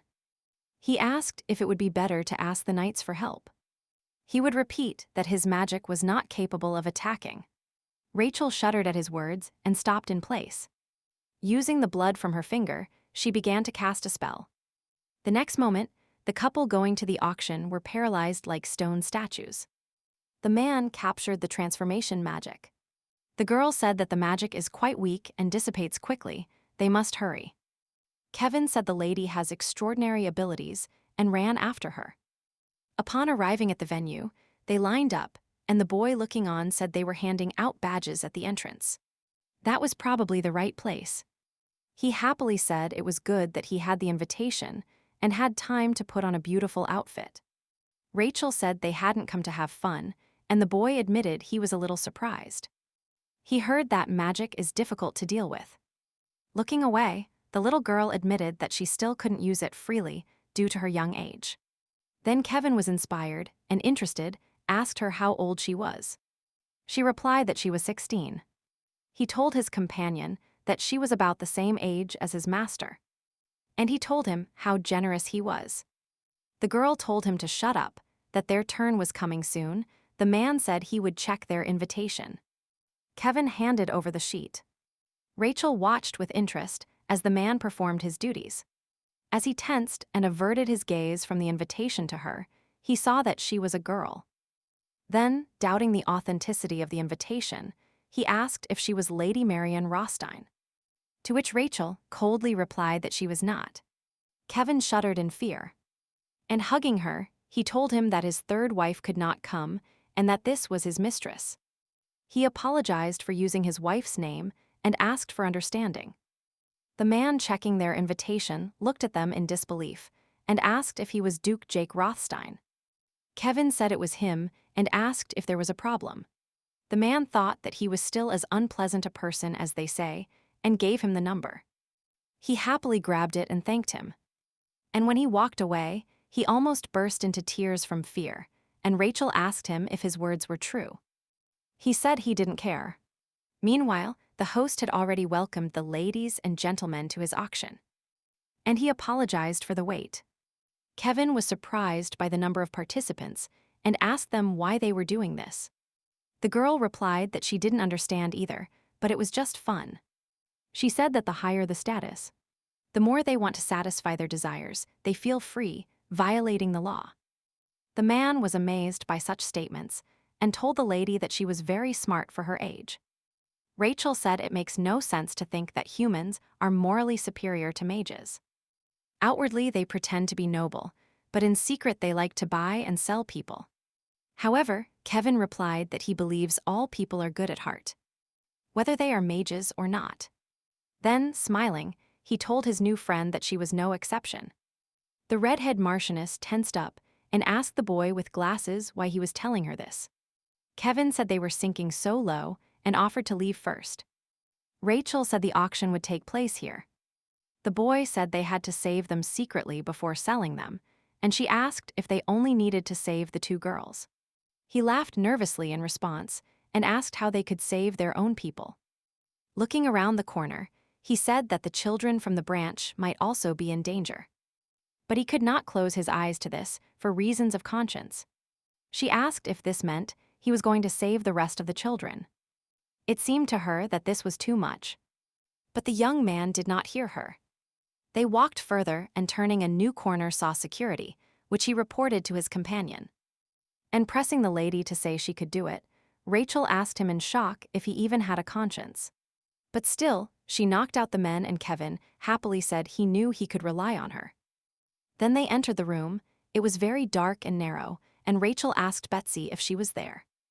She said she saw what looked like iron bars and suggested that this was where she should be.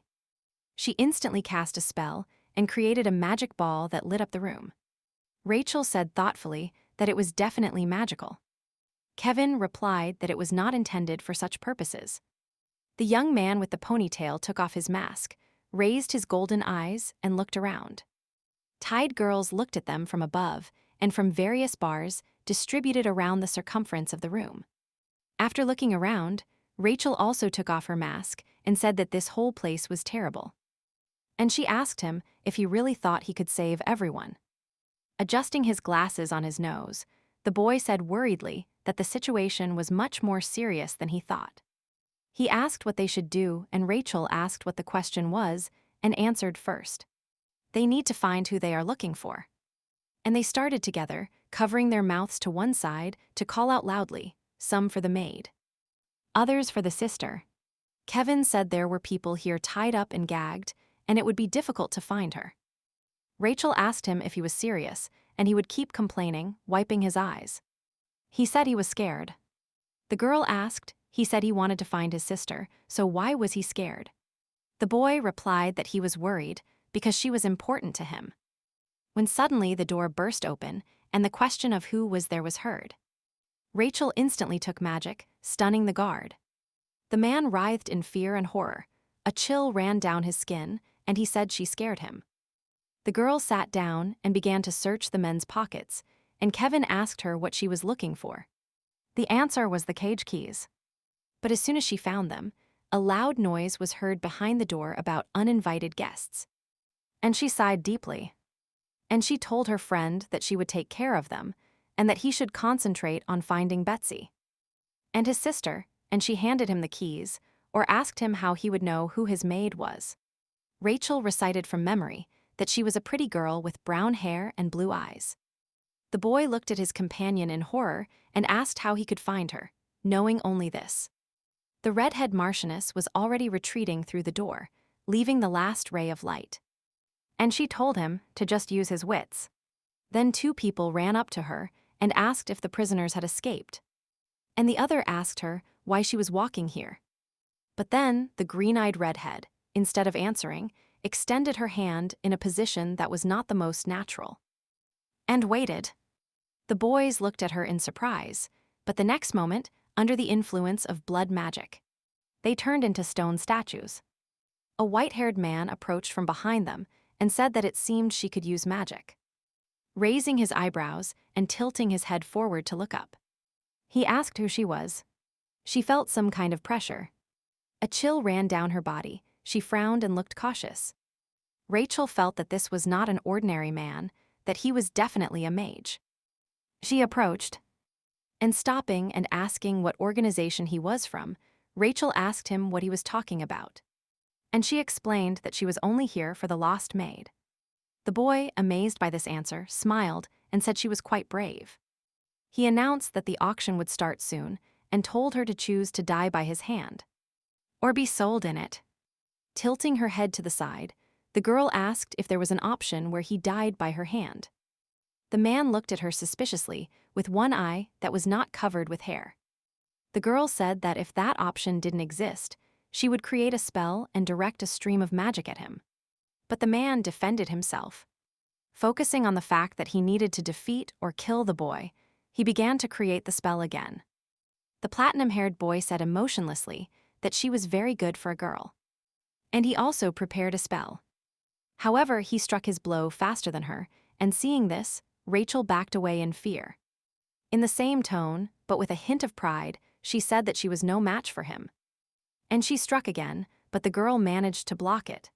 But even in this situation, she didn't have enough strength and under the pressure of the older mage.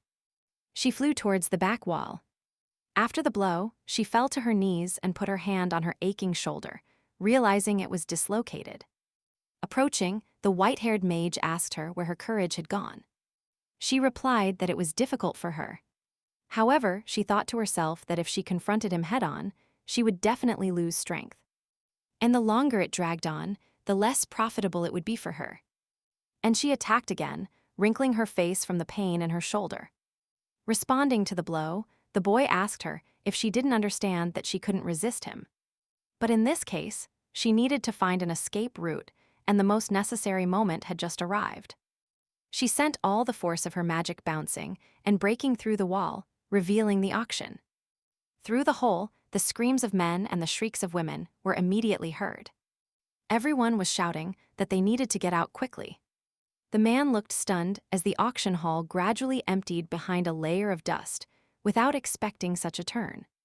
Having regained his senses, he finally turned to the girl who had organized all this. And he clenched his fist in anger.